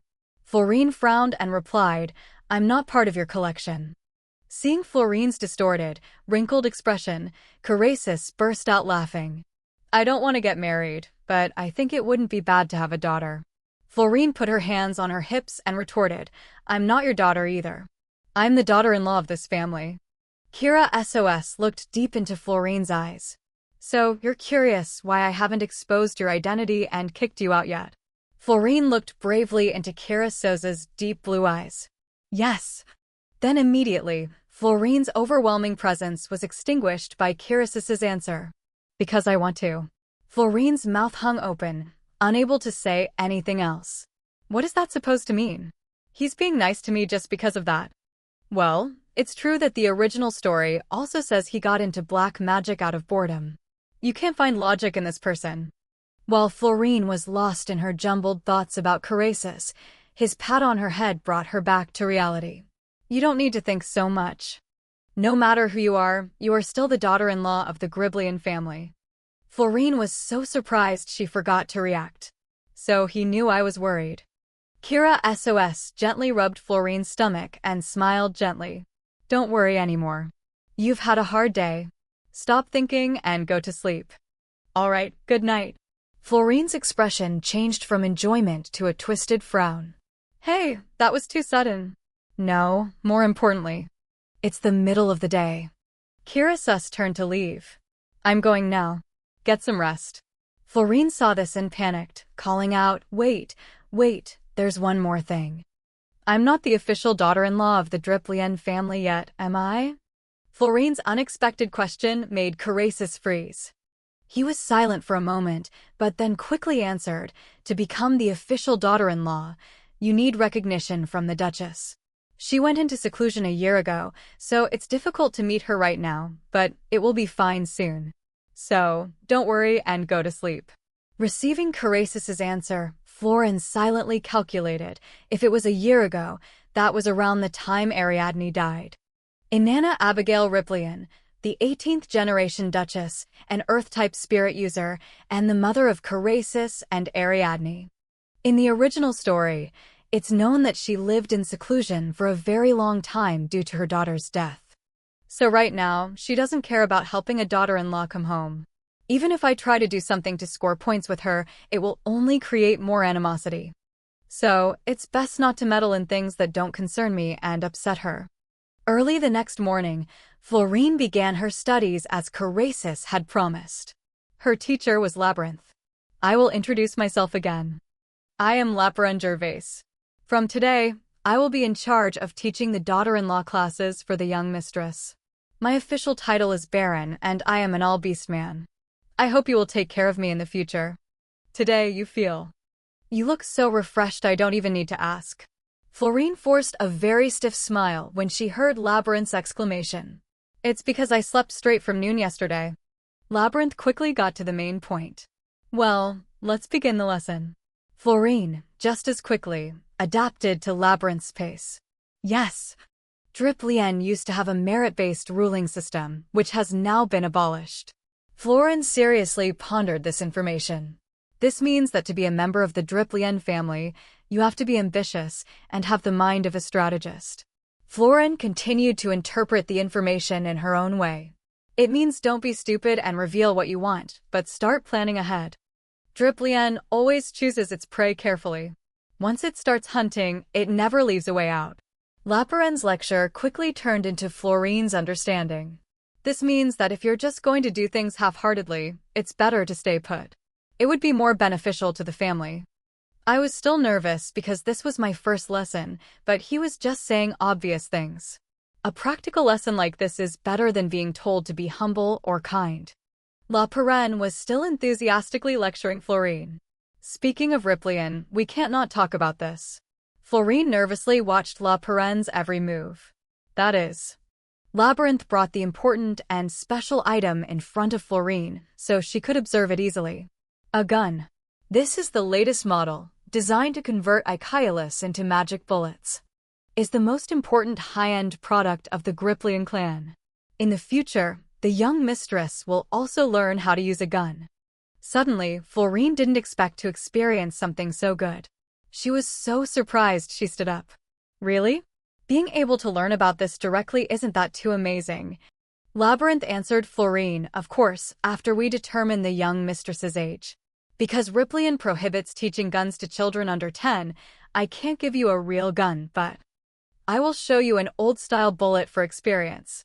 Because it's dangerous, you can only look at it. Florine observed the silver bullets in Labyrinth's hand and asked, it has the scent of cinnamon. A beast man would definitely notice it right away. Labyrinth said, thanks to Sir Carasis's technical skills, we have developed magic bullets, so we don't have to worry about that anymore. Florine smiled happily, that's great. If there's one thing to worry about, teacher, I'm curious about something. Labyrinth quickly replied, please, go ahead. Florine voiced her long-held question, now that spring has come, won't the war end? If the war ends, the number of weapons sold will obviously decrease. So, what will Driplien live on? Labyrinth suddenly gave a deep smile. Who said that? If the war ends, we won't have a place to sell our weapons anymore. Just hearing that was enough for Florine to immediately understand his meaning. Oh. Labyrinth said to Florine, young mistress, besides being used for attack, what else do you think weapons are used for? Florine thought for a moment. Besides attacking, another purpose of weapons is, defense. Weapons are not only for attacking, but also for defending. Labyrinth smiled. Exactly. It's not about being the one who starts a war, but being the one who is prepared with weapons for any unexpected situation. That's what Driplien must develop and sell. The age of the sword is over and the age of the gun has come. Nobles will begin learning to use guns as part of their education. With our Driplien guns. Florine quickly realized, so, that's the future Driplien is heading towards. La Perrine gently pushed up his glasses. Young mistress. Florine looked at Labyrinth reflexively. Then she paused. Labyrinth's expression. He looked very excited. As expected, right after that, Labyrinth smiled profoundly. I didn't expect you to grasp Riplian's plan so well. It truly makes me look forward to Riplian's future. Laparen's praise made Florine's heart flutter. It seems I'm a good fit for Riplian.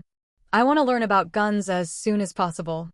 Labyrinth said to Florine, who was still lost in her daydream. This is the last topic for today's lesson. Florine was startled when she saw the thing in his hand. That is a family tree diagram. La Pyron announced to her, we will learn about Riplian's heir, in other words, the young mistress's husband. But only those who have entered the main building are considered. You only need to remember these 3. Florine also felt more excited. This will make it easier for me to plan. Labyrinth didn't expect Florine to be so happy, but there was a problem. Florine stopped smiling. What is it? Labyrinth told her, currently, considering the political situation, the most promising candidate is young Master Gerd. As soon as Labyrinth said those words, Florine's heart felt like it stopped. What? The most promising candidate to be my husband is Gerd. Florine was panicked and utterly shocked. She thought she was doomed. Right now, the most promising candidate is Gerd. Doesn't that mean we'll have to meet continuously until he leaves? La Pyron gently pushed up his glasses and seriously offered Florine a plan. You should devise a scheme if you want to remove young Master Gerd from the list of candidates. As a prince, young Master Gerd has very high self-esteem. Sooner or later, he will hold a grudge and cause trouble. If possible, it would be better to eliminate him before that happens. Florine raised a question about the strategy Labyrinth just mentioned. What if I can't eliminate him? Labyrinth sighed and replied gravely, who knows? Tomorrow's meal might even be poisoned. Even though I knew he was deliberately trying to make me anxious, I was still terrified. How could Labyrinth say something like that so nonchalantly? Labyrinth suddenly remembered something.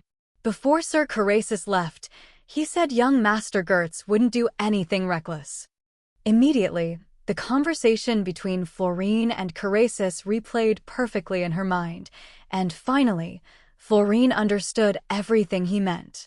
Without Carasis? I don't think everyone is on my side. Suppose, if Carasis disappears, those who have been wary of Carasis all this time might be planning something. How am I supposed to live until Carasis returns? There's a chance the food is poisoned. Should I ask Jeff to bring it? Or should I say I'll eat out to avoid trouble? If I don't have Carasis, what will I do? Seeing the young mistress so dejected, Labyrinth could only sigh. It can't be helped. I have been given the responsibility of guiding the young mistress. This is probably a case you haven't encountered before, so let me help you. First, you probably already know that our magic nation and the kingdom of Lykenvium are allies. Florine quickly replied, yes. Labyrinth continued, as an allied nation, Lykenvium plays an essential role, such as supplying military materials.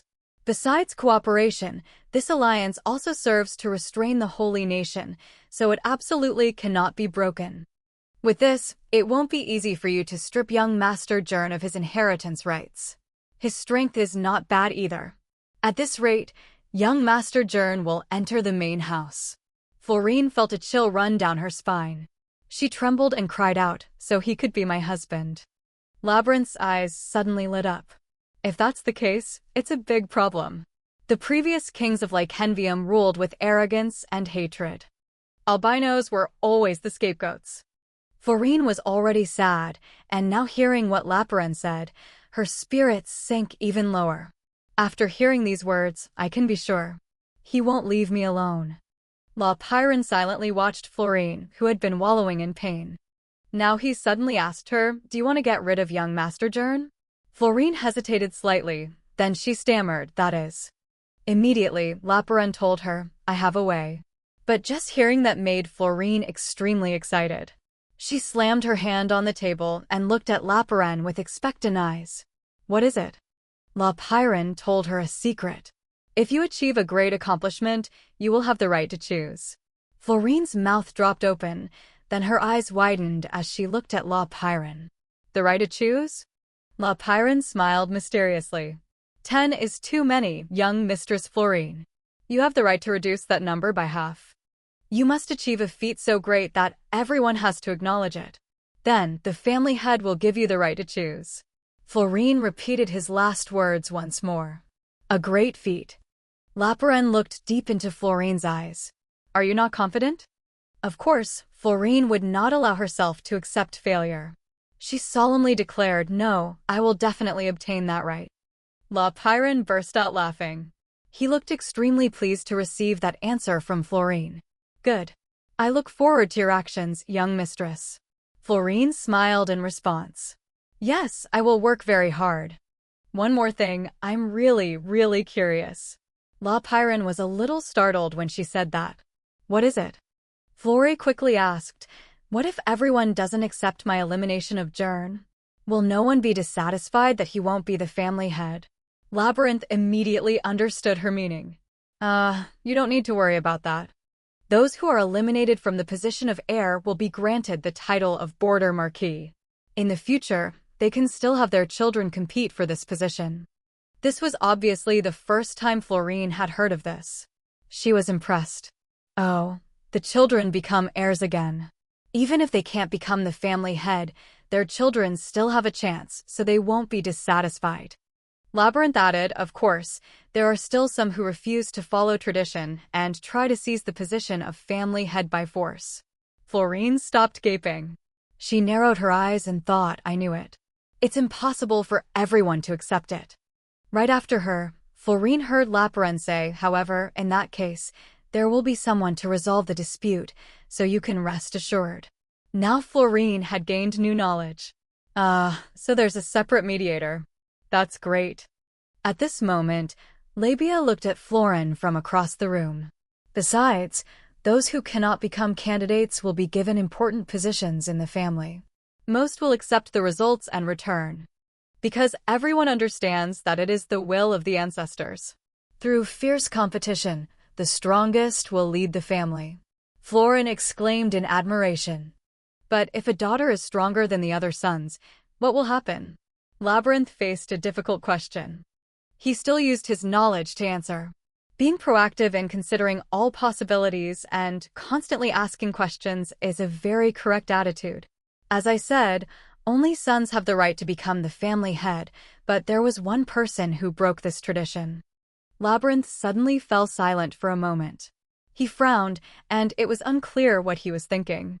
However, he quickly continued, that was Lady Ariadne, Sir Carasus' older sister. When she was alive, she proved her outstanding abilities. Let me tell you one of the stories. In the event of the family head's death, the designated wife would choose one of the candidates. But at that time, the young lady was so outstanding that all the candidates withdrew.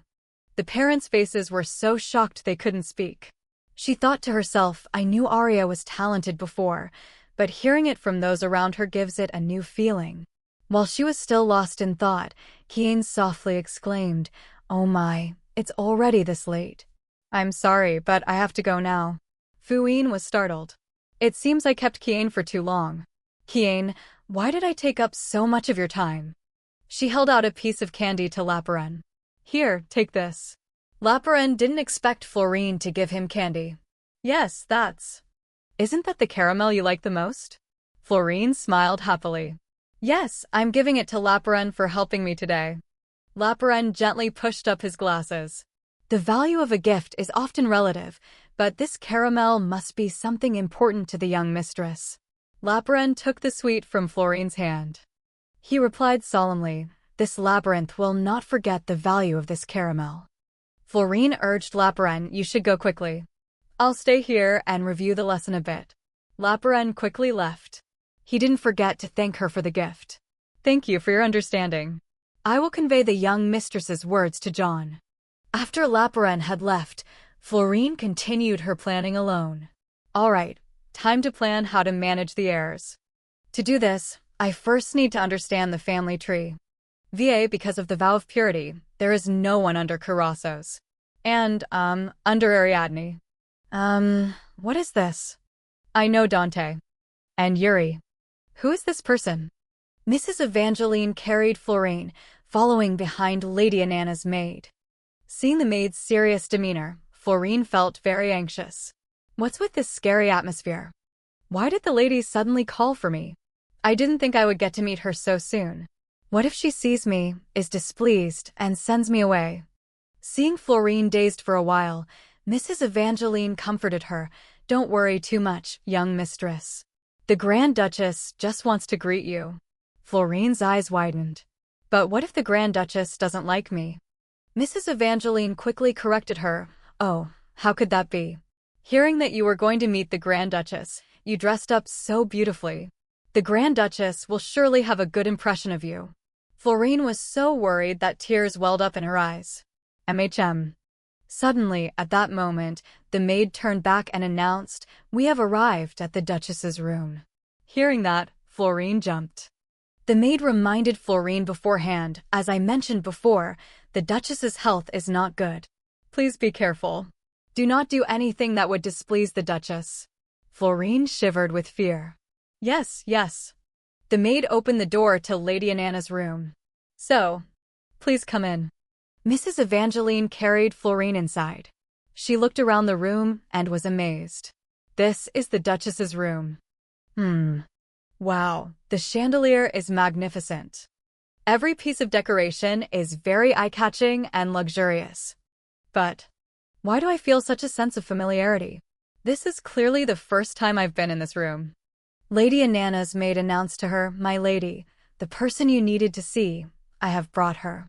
Lady Anana, who was drinking tea, heard this and looked up. "Oh, so you're the child Carasis brought back." Florine hesitantly greeted her. I greet you. It's a pleasure to meet you, Your Grace, the Duchess." When Lady Anana didn't reply, Florine became even more anxious. However, just a second later, Lady Anana smiled and said, "Just call me Anana. You don't need to be so formal. I've been wanting to call for you for a long time because I was curious what kind of child you were, but I was in a coma until yesterday, so I couldn't call for you sooner." The parent asked Lady Anana, "Are you still in pain?" The lady smiled and replied, "I'm much better now. Come closer so we can talk." Florine quickly nodded. She thought, "She's friendlier than I thought." Lady Anana looked behind Florine. "It's been a long time, Evangeline." Mrs. Evangeline quickly replied, "Yes, my lady." Mrs. Anana's eyes sparkled. "When you were taking care of my Ari, I never imagined a future like this." Florine suddenly understood. So Evangeline used to be Lady Ariadne's wet nurse. Evangeline must be heartbroken. Lady Anana smiled with satisfaction and said to Florine, "So Evangeline was assigned to be your wet nurse." Florine obediently replied, "Yes, that's right." Lady Anana continued to ask her, "Do you know why the family had assigned you to Evangeline?" Florine tilted her head and asked her, "What is it?" Lady Anana told Florine, "Yes, Evangelina was my daughter's wet nurse. Evangeline took care of Ariadne since she was very young. Even when she took the position of young master, Evangeline was by her side. The family head has given you Ariadne's close circle." Florine asked the lady, "He gave me Lady Ariadne's close circle?" If that's true, then as expected. At that time, I only had a rough guess, but Riplian also has many other factions. It's just that until now, the family head grandfather is still lucid, so they haven't been able to show their faces. Everyone is focused on finding fault with me. Therefore, the family head's decision to send Lady Ariadne's close associates to my side is a display of power. It's truly a great honor for me. I will do my best not to disappoint the family head's expectations." Lady Anana smiled. "You've already realized the hidden meaning behind my words. What a clever child." Florine suddenly stared at the plate of cakes on the table. Does this mean I can eat? It looks delicious." Lady Anana asked. It was unclear who she was asking. Where did Carasis find such a child? Florine remained silent, not daring to answer. "It's better if you don't know." Lady Anana directly asked Florine to answer. "You're so clever, but you can't transform into a human. You must feel very frustrated." Florine sighed and replied sadly, "Yes, no matter what I do, I can't feel like Hylas." Lady Anana comforted her. "Eculus is everywhere in the world. You can transform into a human if you learn how to gather Eculus from the air. You're an albino, so it will be much harder to learn than for a normal person, but it's not impossible." Florine's mouth dropped open. Really? Lady Inanna nodded. I will send a teacher to guide you on how to feel Iculus.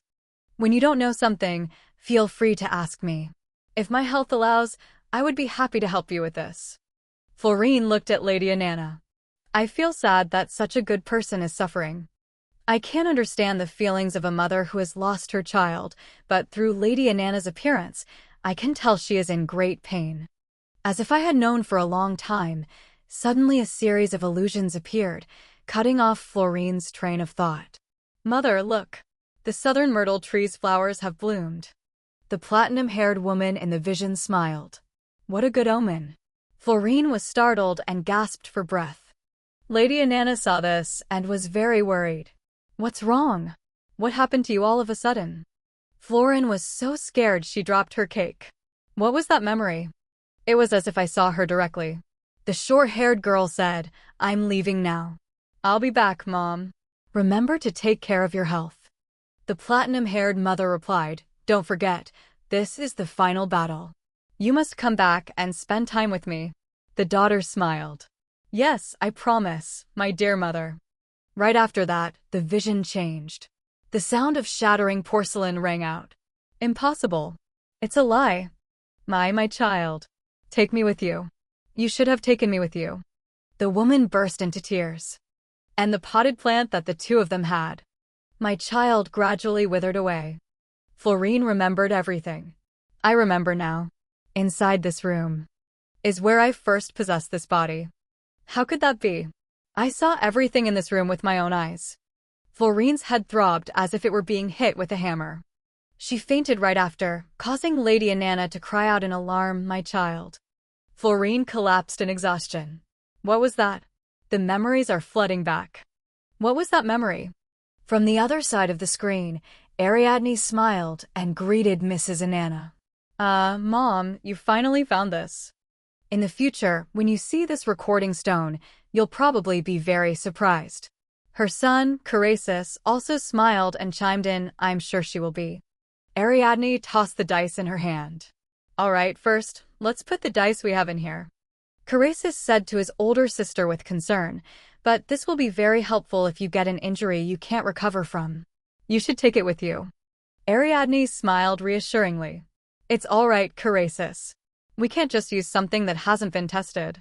Carasus still wanted to defend his point. But many people have said that if we use these dice, they can amplify our Iculus by 10 times. Ariadne looked at her younger brother and asked, Even so, we're not sure. Who knows what the price might be? What if it's our lives? Moreover, even after searching for so many years, we've only found 2 dice. Including the one Rahim gave us, that's only 3. On top of that, the people from the Holy Nation are also after us. If we lose these dice on the battlefield, the situation will only get worse. Carasus replied, I understand what you mean, but... So, where do you plan on hiding these? Ariadne looked around. She was thinking about that. Something that Mom can find anytime, but also would never throw away. For now, the dressing table that Dad made himself as a wedding gift for Mom is the most suitable. Because there's a secret compartment inside this dressing table. Carasus exclaimed, That's the first I've heard of it. Ariadne walked towards the front of the table and smiled slyly. Of course, I secretly made that space without Mom knowing. Carasus was at a loss for words at his older sister Ariadne's talent. You don't always have to act so confident. Ariadne instructed Carasus, Is that so? This is a secret between us. Promise me you won't tell Mom until she finds it herself. Carasus sighed. All right, I promise, if that's what you want. Seeing her brother's helpless expression, Ariadne burst out laughing.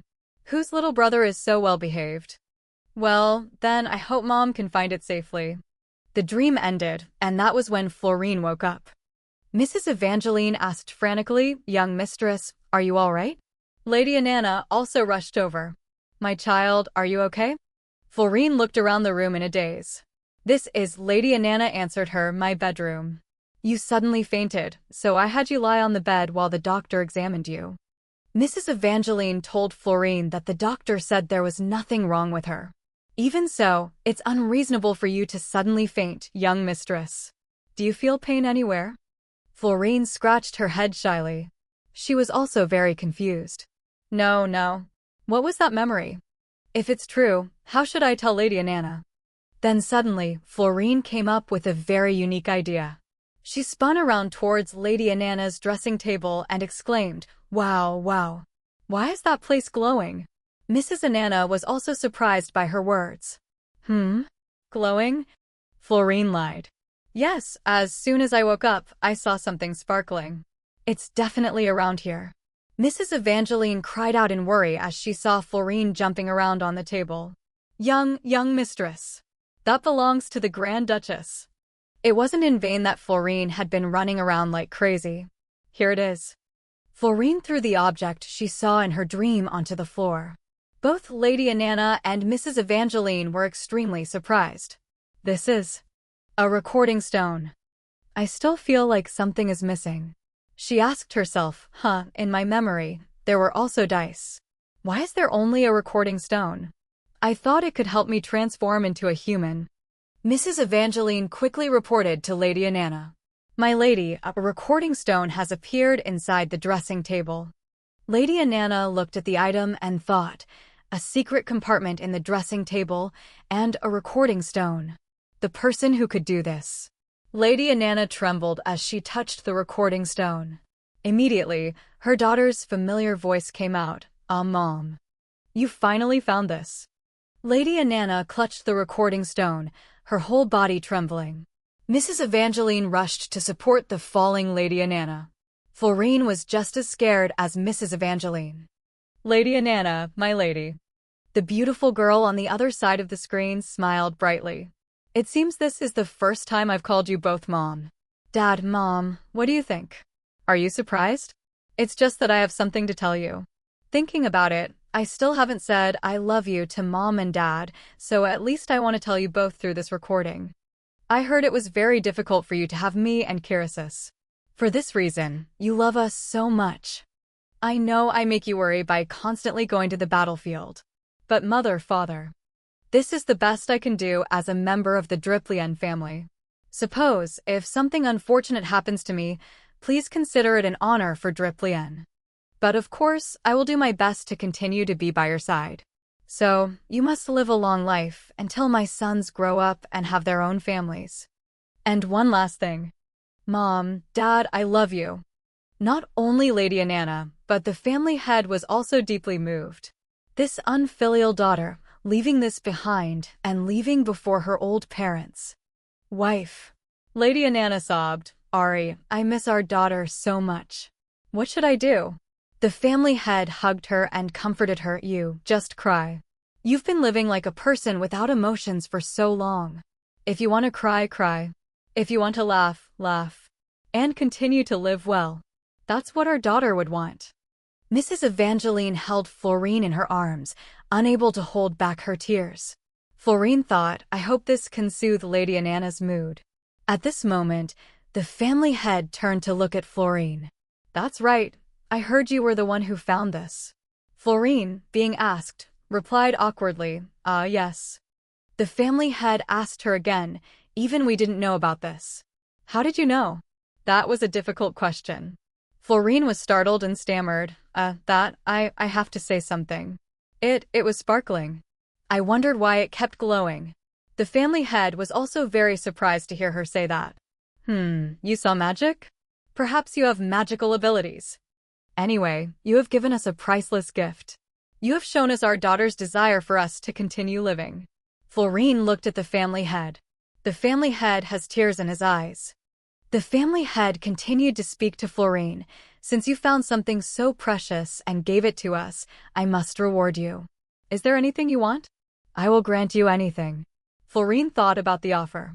If it's a wish, then I don't know right now. Can I think about it more? The family head smiled with satisfaction. All right, caution is good. Take your time and think carefully. Florine's eyes crinkled into a smile. Yes, after I've decided, I'll come and tell you.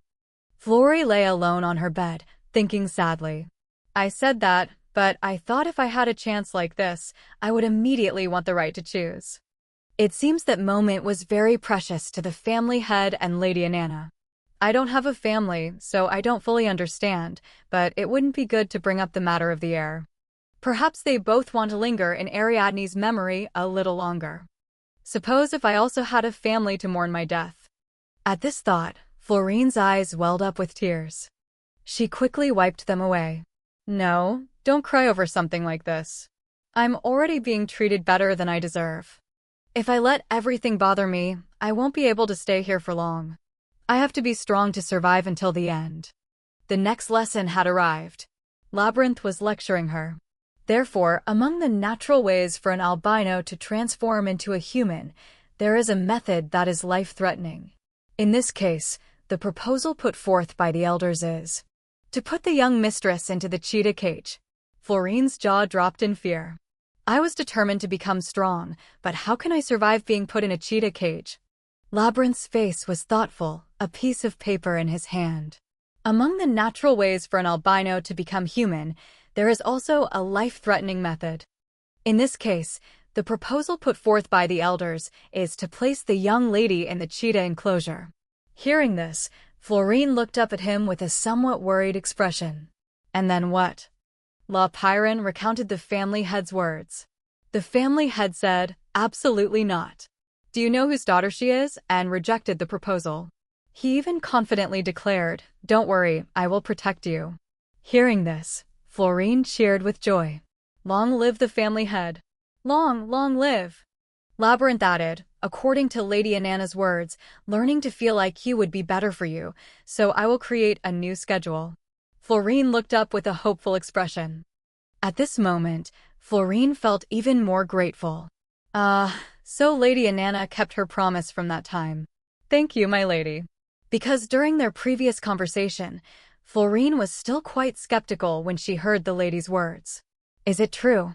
At that time, the lady had replied very warmly, of course. I will send a teacher to teach you how to folliculus. After thinking for a while, Florine sat confidently on the table, staring at the cards Labyrinth had placed in front of her. All right, today we will learn about the appearance of Icaelus. Please look at these cards. 3 cards with the images of SOS sword, SAF magic wand, and fairy were laid out. Labyrinth began to explain. Among them, you need to choose one card to develop. Which card do you find most attractive, young mistress? Florine carefully observed them all. She looked disappointed. Aren't these all black magic? Hearing that, Labyrinth was very surprised. You said black magic? Florine excitedly replied, that's right, it's the best. Of course, it has to suit my abilities, but that's fine because I have Kiss, who is #1 in the hierarchy of the Magic Tower. As Florine was enthusiastically telling her story, a sudden sound was heard. Both of them looked curiously towards the source of the sound. Who could it be? Roran felt a little confused. It's just me and Labyrinth here. Including Palm. Palm was nestled comfortably in Florine's tail. It made an announcement sound, Palm.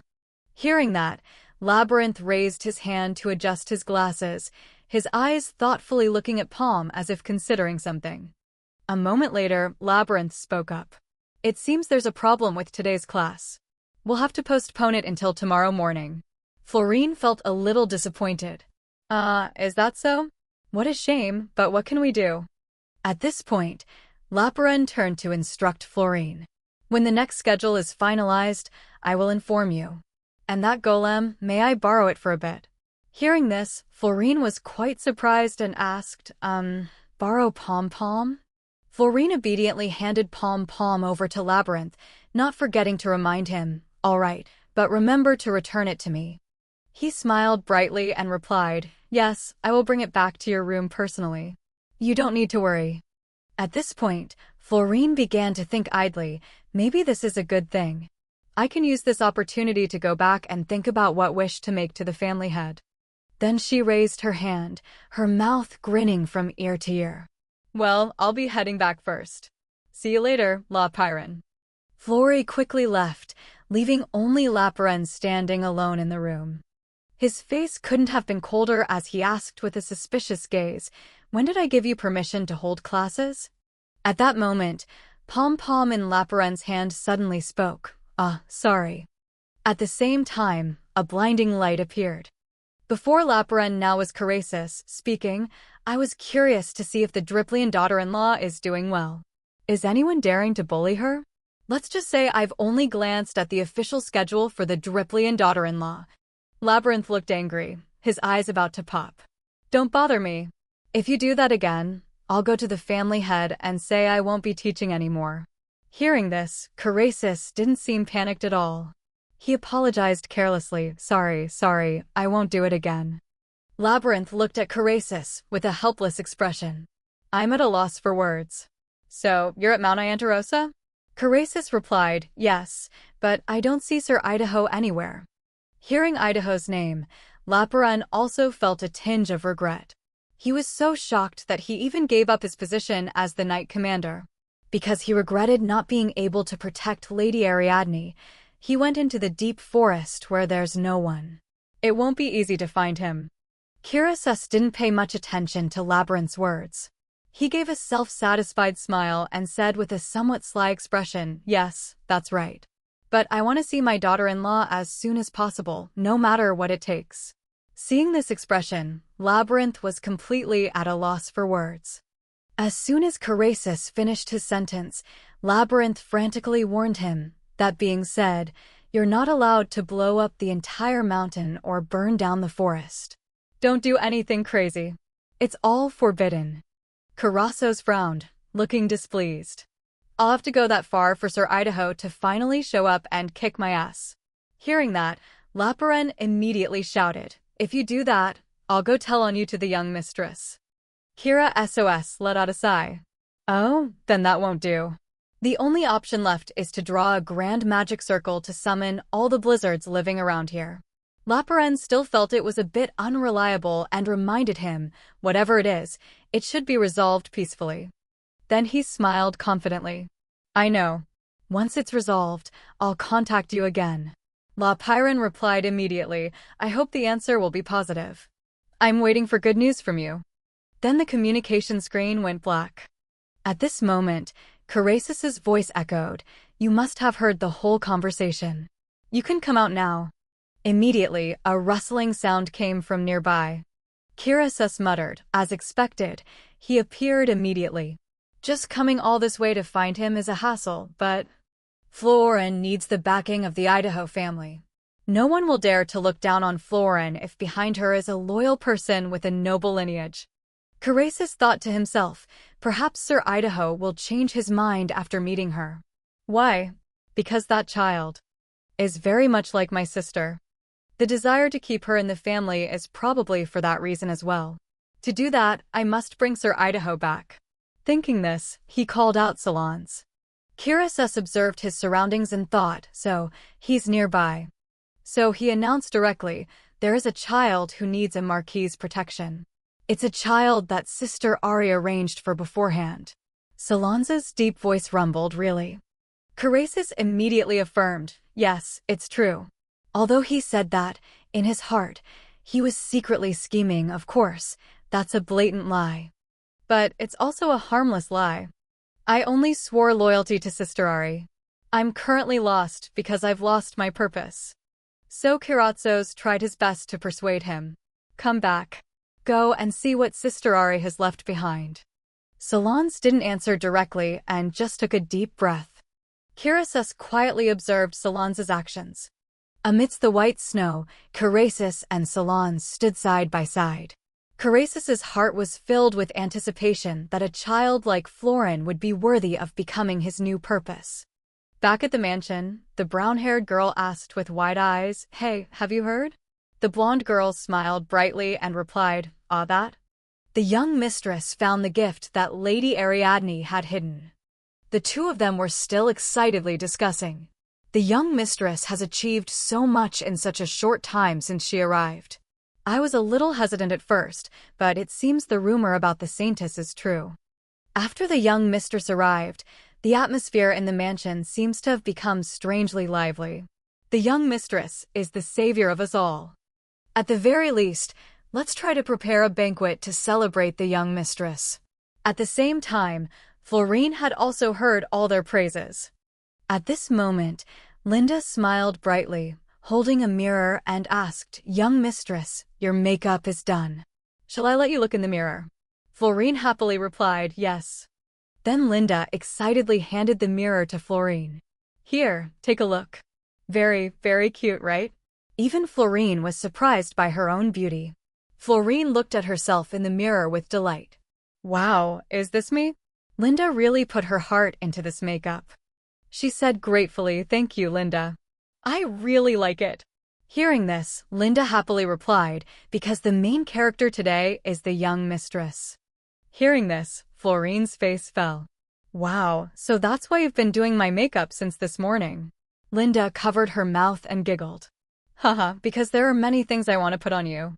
You've worked hard."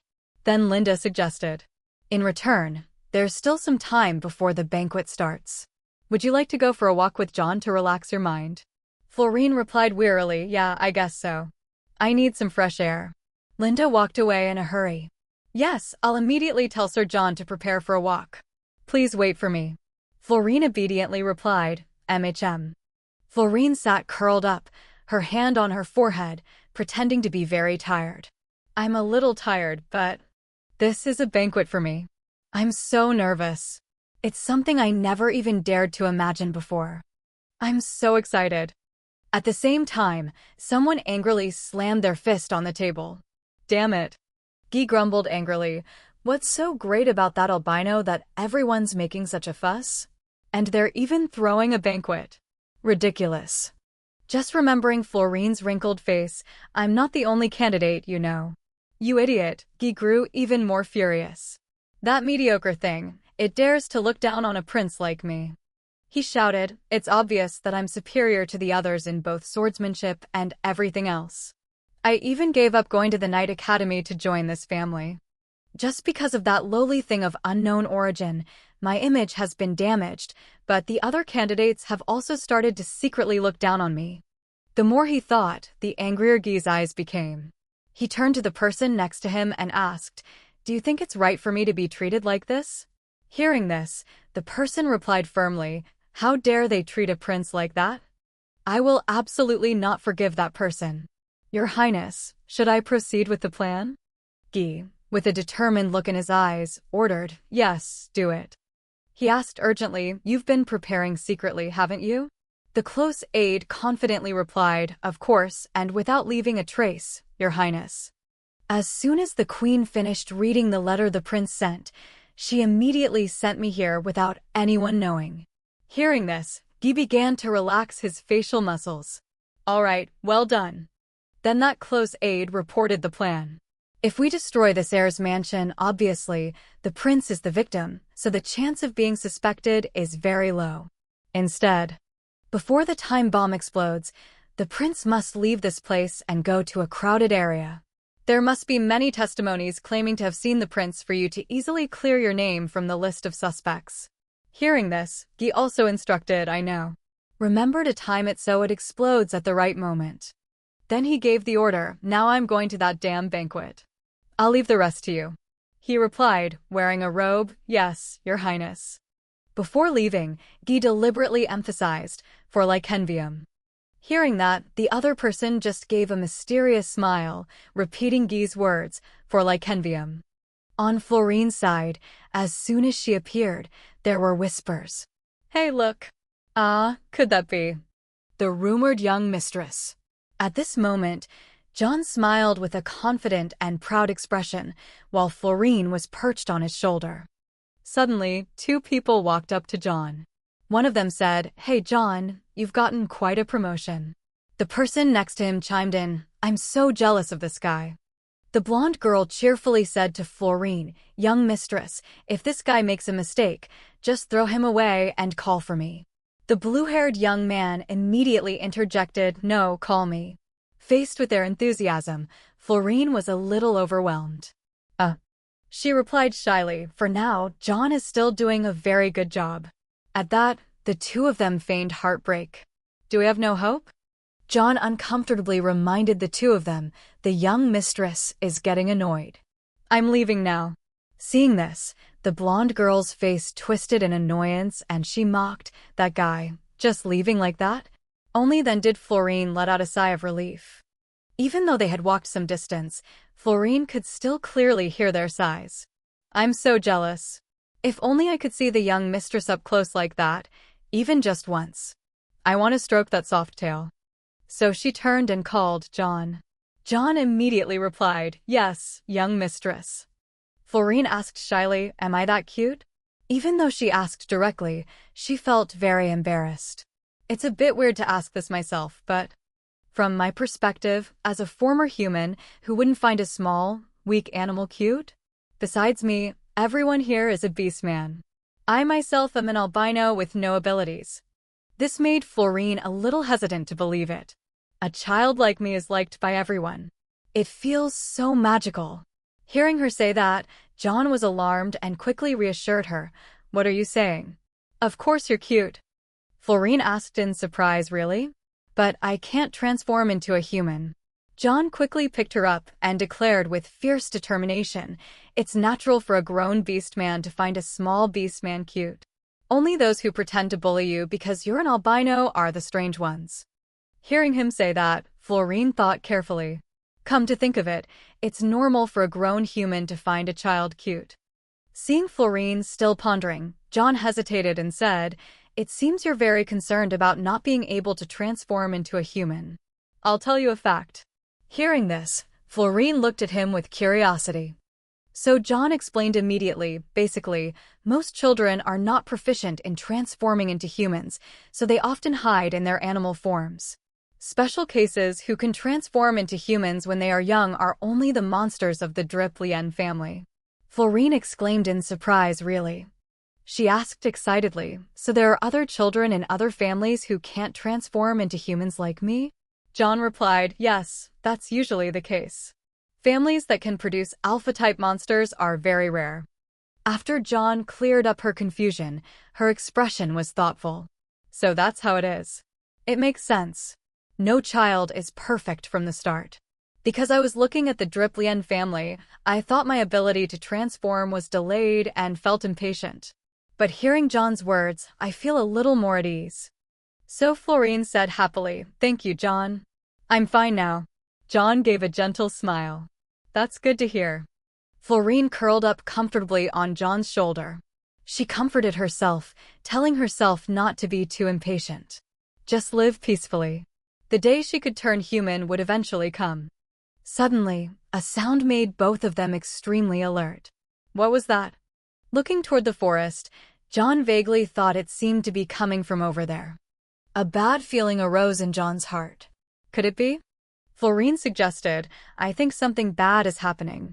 John, let's go over there." John replied immediately, "Yes, I understand."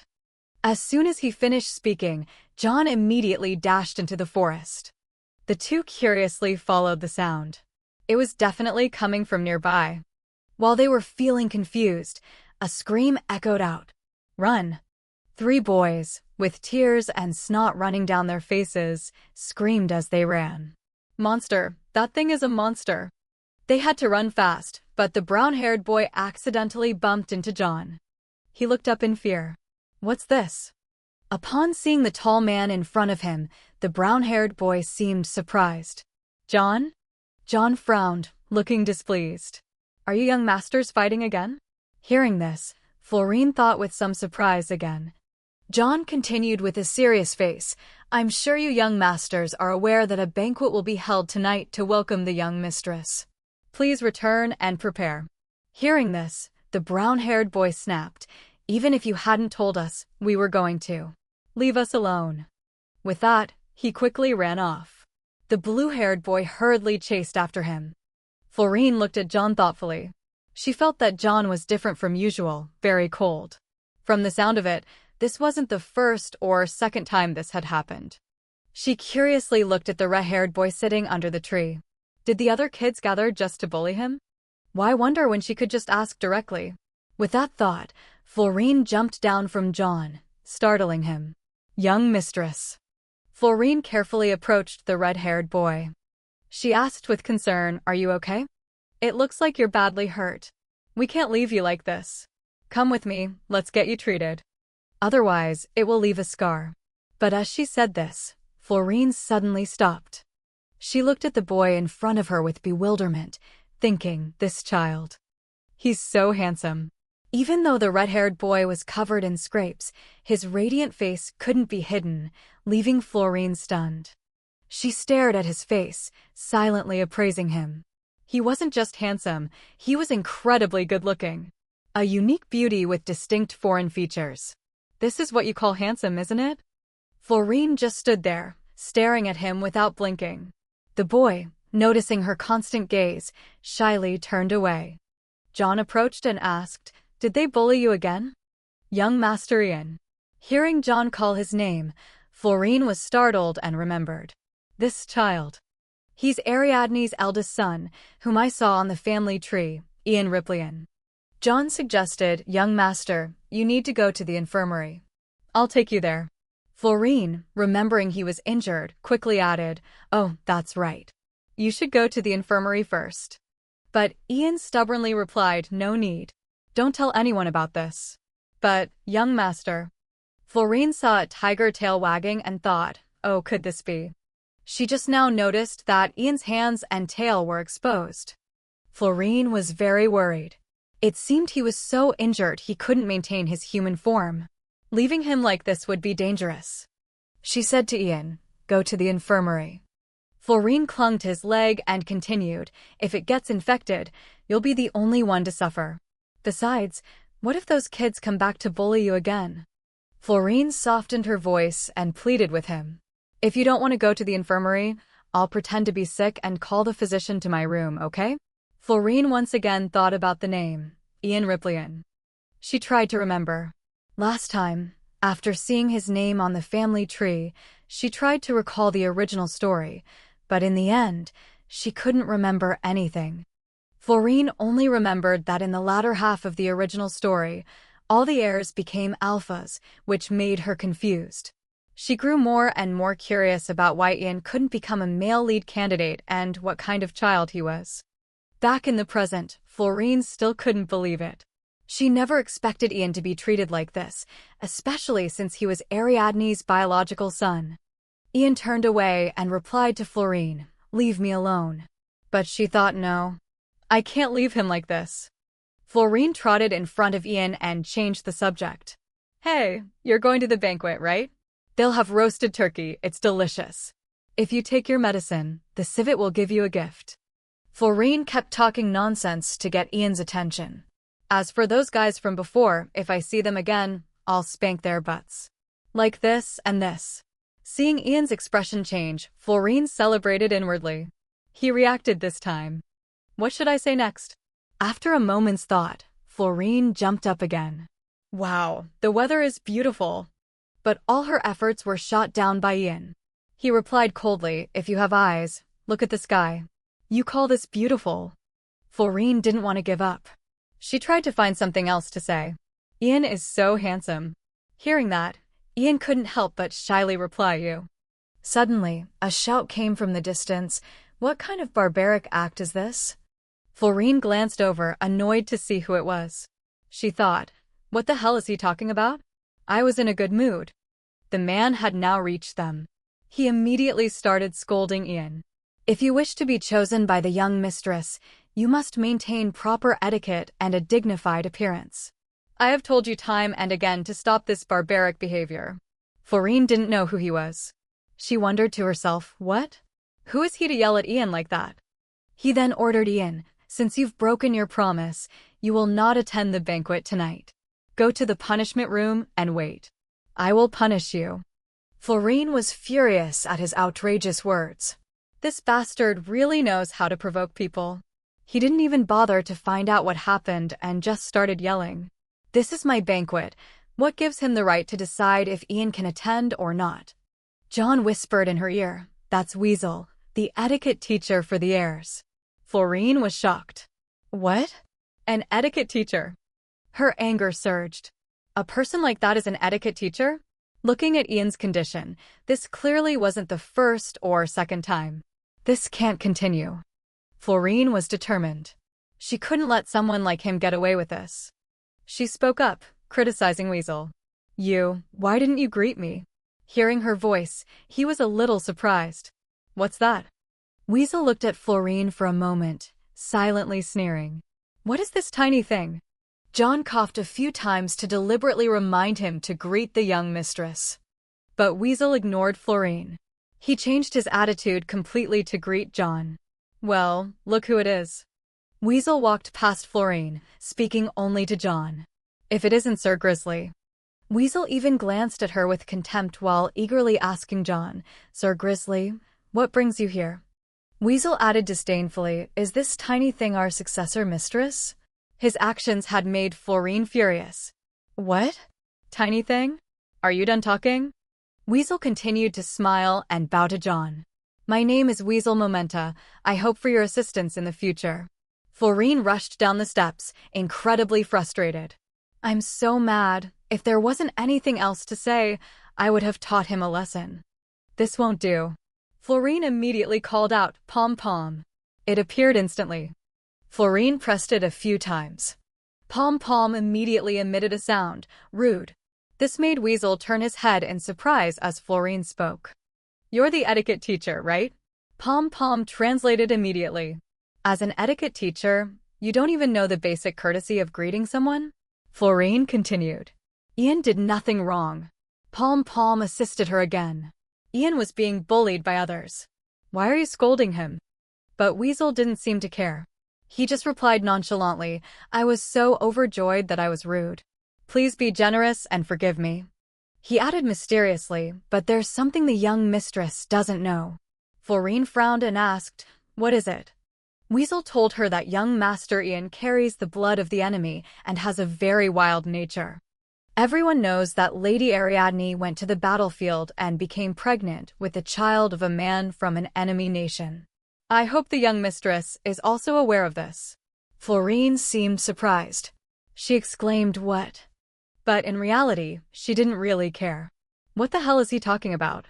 Florine questioned Weasel again. So what? What about Ian's mother? Pom-Pom relayed, so what? Who is Ian's mother? Weasel started to get flustered. He replied, well, of course, it's Lady Ariadne. Hearing this, Florine scolded him. But you act like this? Pom-Pom translated her words. But you treat Lady Ariadne's biological son this way? Weasel quickly denied it. No, what I mean is, we don't know if the other half of young Master Ian's bloodline comes from a knight or a mercenary. Florine ignored his excuses and continued, but isn't the other half from the Ripleyan family? Pom-Pom spoke up immediately. Are you implying the Ripleyan lineage is inferior? Continuously criticized by Florine, Weasel began to lose the argument. He stammered, no, that's not what I meant. Florine turned her head, called to Ian, and said to him, tell us what happened. Explain it clearly. Do you think staying silent will make everything go away? Enduring it on your own won't make the problem disappear. Florine thought to herself that in his current state, with no one to rely on and low self-esteem, it's certainly not easy for him. But she knew she couldn't let things continue like this forever. The reason Florine spoke up for Ian was simple. It was because she had been in the same position. Therefore, to help Ian regain his courage, she would become his strength. Florine encouraged him, Weasel is nothing but a rat. Just relax, Ian. You're not alone. Florine confronted Weasel, telling him, he is not a nuisance. Ian is a candidate to be my future husband. You, come and see me. No need for more words. I will tell the head of the family everything. Weasel replied in surprise, young mistress, what are you suddenly talking about? Florine cut him off and said, listen carefully. I, the saintist, guarantee that Ian is no ordinary child. Weasel was a little surprised by her words. He replied, Ian, the young master? What about him? Florine declared loudly, Ian will be a prodigy who will become an alpha. This made even Ian, standing right beside her, exclaim in surprise, what? Weasel was stunned for a moment, so shocked that he muttered under his breath, the young master will be an alpha. Suddenly, he burst out laughing. Weasel gloated and mocked Florine's words. The young master becoming an alpha? Indeed, you're as interesting as the rumors say. Seeing his reaction was beyond her expectations, Florine replied, "What?" He curled his lip in contempt at Florine and replied, "But, young mistress, if young Master Ian were to become a true alpha, he would have already shown the courage to overcome difficulties by now." Weasel continued to say things to belittle Ian. "But look at the young master state. Do you think this thing will become an alpha?" Florine didn't hesitate to defend Ian. "No one around him helps. How can he win all by himself? Just you wait, Ian will definitely become an alpha." Weasel was starting to get annoyed. He thought irritably, this tiny thing is so noisy. That little brat is acting like she's the boss and pretending to look after that kid. The principle of the Ripleyans is to raise children who can survive even if they fall off a cliff. So, no matter what happens in the heir's mansion, I will not interfere. Weasel thought for a moment and then sighed.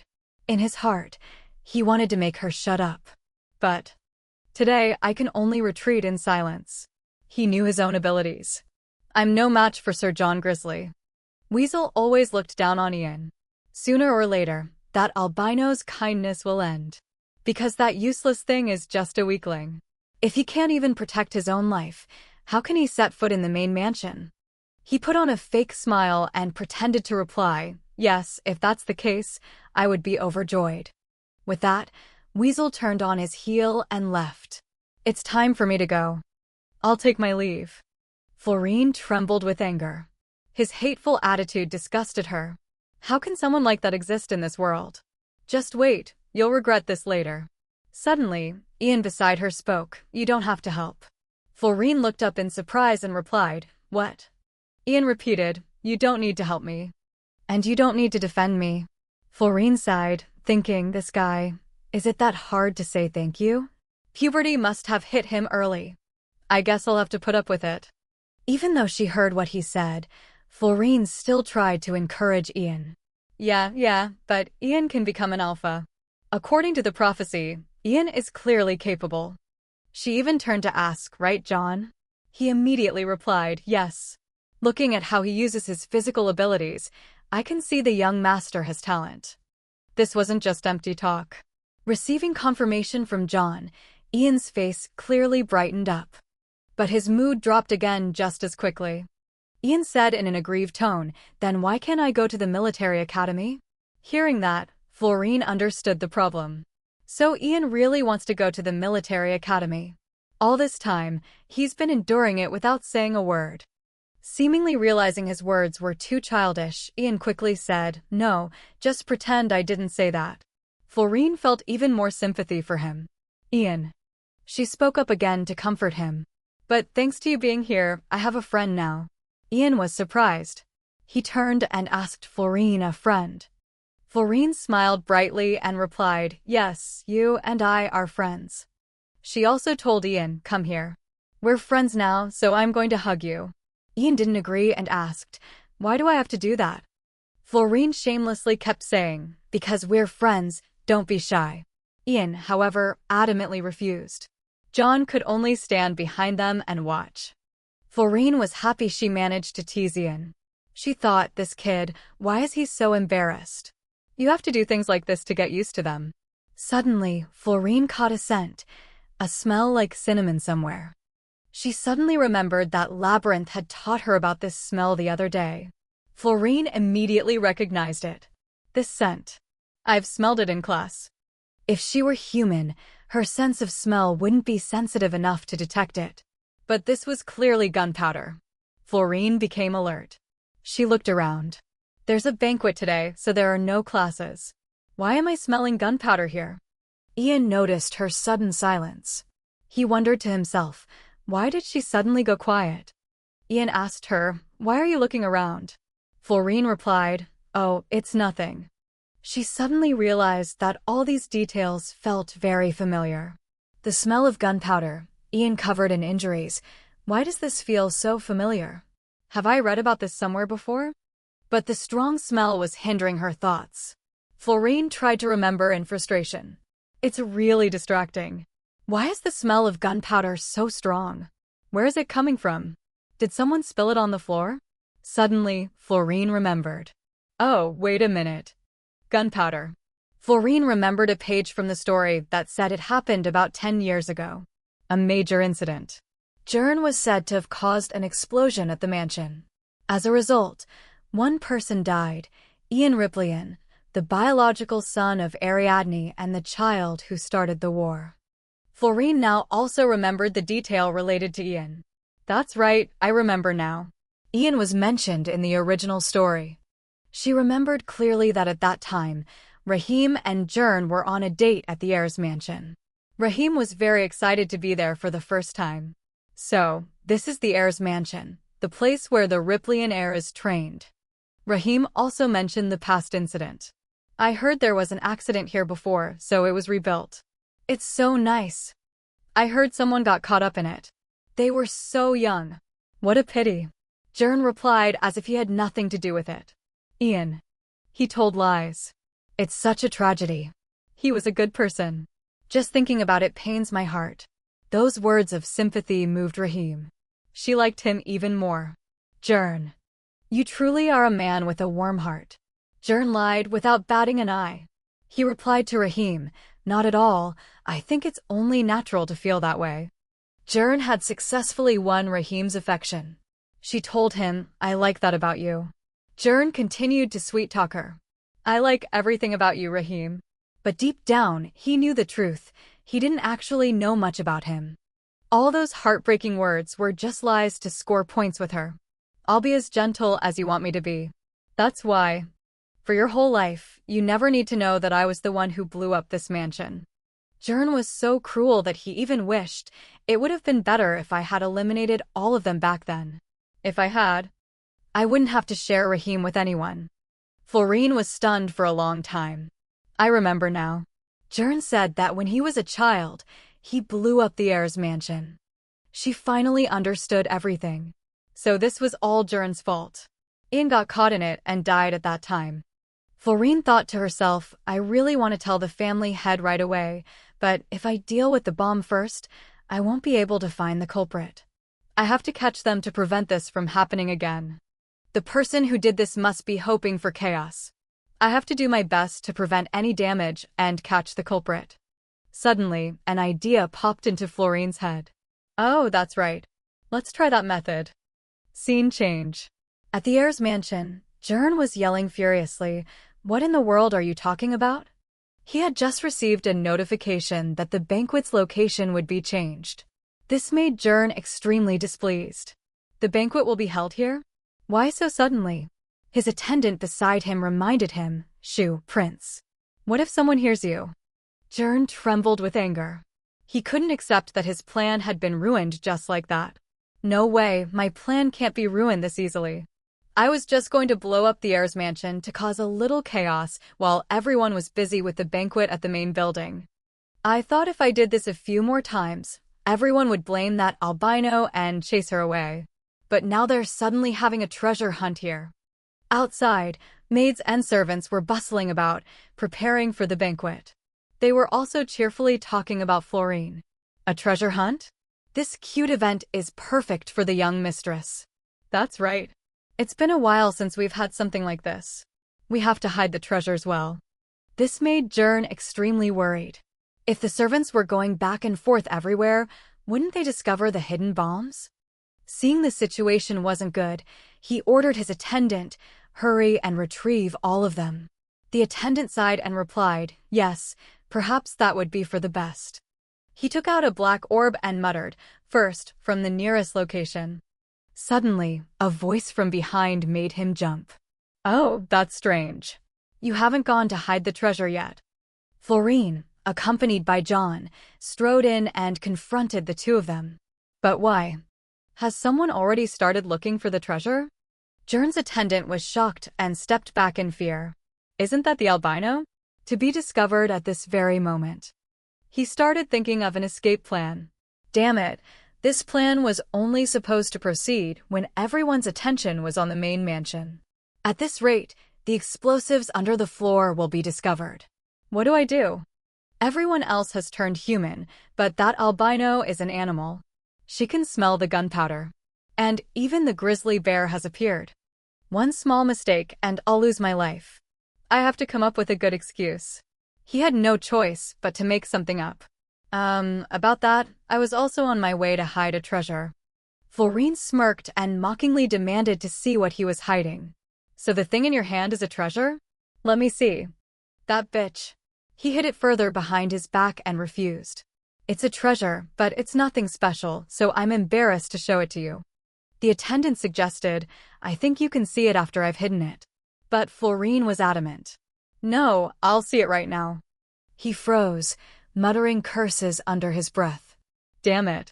I heard Prince Jour talk about her, but I never expected her to be this unreasonable. Greg gritted his teeth, cursing. This crazy albino. He sought help from the knight. Sir Grizzly, it's not time to look for treasure yet. But John was completely on her side. Didn't you hear? The young mistress wants to see it immediately. He forced a laugh, muttering to himself. Fine, I'll give it to her. But if she throws it or drops it on the floor, then... Yes, you have to hand it over. Greg's attendant tremblingly presented the item. Here it is, young mistress. But since this is considered a treasure, please handle it with care. She held it in her hands, her brow furrowed with disgust. You call this ugly thing a treasure? It's too heavy and not interesting at all. The attendant, trembling and sweating, wanted Florine to return it. Haha, right? I still have to hide it carefully, so can you give it back to me? But she bluntly and irritably replied with just 2 words, I don't want to. So? The attendant was speechless. He finally asked her, young mistress, why are you doing this? Florine decided to scare them. I'm going to throw it. This made both of them scream and huddle together. But then she smiled and pulled her hand back. Just kidding. You fell for it. This gave him the scare of his life. It's just a child's prank, right? Or could it be she knows what it is and is acting this way on purpose? Seeing their expressions, Florine smirked. As I thought. This time, she wanted to do something bigger. Or maybe... The attendant screamed and ran away as fast as he could. Panicked thoughts raced through his mind. That civet has gone crazy. I have to get out of here before the bomb explodes. It's about to go off. But inside the hallway, there was no sound at all. Surprised, he turned back to check. Huh? Why is it so quiet? That was a joke, too. The bomb was actually in John's hands. Is there really something inside? At Florine's question, he covered his mouth in shock. This is crazy. She really knew and was doing it on purpose. He slowly turned to carry out the rest of his plan. Since it's come to this, I have to retrieve the remaining bombs. If I delay any longer, everyone in this mansion will die. The attendant ran for his life towards the hidden bombs. If that happens, things will get out of control. Not only will I be punished, but the lichen viam will also fall. But he had only taken a few steps when Florine's clear voice rang out. I anticipated this. Florine's words were not wrong. The attendant's eyes widened in horror. No way, is that the Duchess who's been in seclusion? Why is she here? Inanna slowly walked in, flanked by 2 black panthers. I told you, if you cause a disturbance, I will come and retrieve the bombs myself. Her eyes became stern as she rebuked him. You dare to tarnish the name of the Ripleyan family? Unforgivable. She waved her hand and ordered her servants seize him. The Black Panthers bared their teeth and lunged forward. Greg's attendant fell to the ground in shock. Wait. The Ripleyan mansion returned to its normal days. Florine was now nestled in the Duchess's arms, being showered with affection. Lady Inanna's hands are so warm, it's so nice. She stroked her soft white fur and praised her softly. Even though you're still small, you have extraordinary wisdom. Just by seeing the gunpowder on your feet, you deduced that there were hidden bombs. Florine smiled happily in her arms and replied, hee, it was nothing. There was something no one knew. The reason she could predict events in the kingdom was because she had read about them in a book. Inanna admired her intelligence even more. I was very surprised when you suddenly said you would go on a treasure hunt in the heir's mansion, but it turns out your intentions were so profound. Truly praiseworthy. She smiled and replied, I thought if I found the bomb, the culprit would panic and come out to retrieve it. Florine acted even more innocent, leaning against her like a child. If everyone came here and got caught in the explosion, it would have been very scary. The more Inanna listened, the more she loved her. She picked her up and nuzzled her cheek. What good deeds did our family do to deserve such a blessed child? Don't worry, the Riplians will investigate thoroughly to find who's behind this. Florine nodded in agreement, yes. But in her mind, it was clear as day. It's obvious it's the Lichtenvium. Who else could it be? But if I solve everything, the family will have nothing to do, so I'll pretend I don't know. Since we're making a big deal out of this, I might as well clean up all the bad guys at once. Florine pretended to tear up and called out to her softly, but, Lady Inanna. What is it, child? She feigned innocence and asked her, in Riplian, are teachers allowed to hit the heirs? The Duchess asked back in astonishment, what? Hit them? She continued to tell the story innocently. I heard that weasel hit Ian. He even called it a punishment. Lady Inanna's expression froze. She was at a loss for words. What? Lady Inanna smiled faintly and thanked Florine. While I was temporarily neglecting internal affairs, the rats have been running rampant. Thank you for telling me. I will handle the rest myself. She was happy that all her plans had worked out. Yes, Ian should have heard this good news. Where did he go? I haven't seen him at all. Looking at the outdoor party, she searched left and right. The Duchess delicately asked her, what are you looking for, child? Florine sighed and told Inanna the truth. I want to tell Ian he can rest easy now, but I can't find him anywhere. The Duchess cherished her even more for her kind heart. He's probably in his room. The boy is shy by nature, so he likes to be alone. But Florine had a different thought. But I don't think it's just shyness. Florine forced a smile and proposed an idea. I'll go check on him. The Duchess nodded in agreement and even gave her directions. Is that so? Ian's room is on the second floor, the last room to the east. Florine frowned and sighed. The Duchess said she would lock down the entire mansion and told everyone to go outside, but Ian was nowhere to be seen. It seems Ian is even more distant from the Duchess than I thought. It makes sense. While the Duchess lived in seclusion, Ian lived in solitude, so of course, it's not easy for him to trust anyone. But now the obstacles are gone. Only happy days await Ian. It might be awkward for him to integrate with everyone at first, but he'll be fine. Because from now on, I will help him. Her clear voice echoed from the end of the hallway. Ian. Ian. John, behind her, smiled faintly at her cheerful and happy appearance. I know you're in the room. It's no use hiding, so come on out. There's lots of delicious food and fun things to do. Come down with me. Suddenly, a huge explosion occurred. Ian. John couldn't reach her in time and could only scream helplessly, young mistress. Eventually, her vision was filled with the red glow of fire. A huge explosion was hurtling towards Florine. What is happening? Large pieces of wood from the explosion flew towards her. I can't dodge it. She only had time to let out a pain scream. After that terrible explosion, a body lay motionless on the floor. She vaguely muttered to herself, huh? Why don't I feel anything? Did I die before I could even feel the pain? Why can I feel warmth? She panted in fear. Only now did she realize she was in the arms of a man. John had used his own body to shield the young mistress. After a moment, he let her go and gently checked on her. Young mistress, are you all right? Florine looked up at the night with tears in her eyes. I'm fine. What about you, John? John showed no sign of pain, even smiling slightly to hide his injuries. Something like this can't hurt me. We have to find young Master Ian quickly. At this rate, we won't be able to get out when the building collapses. Ian. Mentioning him made Florine even more worried. She suggested, John, can we look around here a little longer? The knight immediately nodded in agreement. Of course. Please trust me. The two headed forward, hopeful of finding Ian. Thank you, John. Saving Ian is our priority.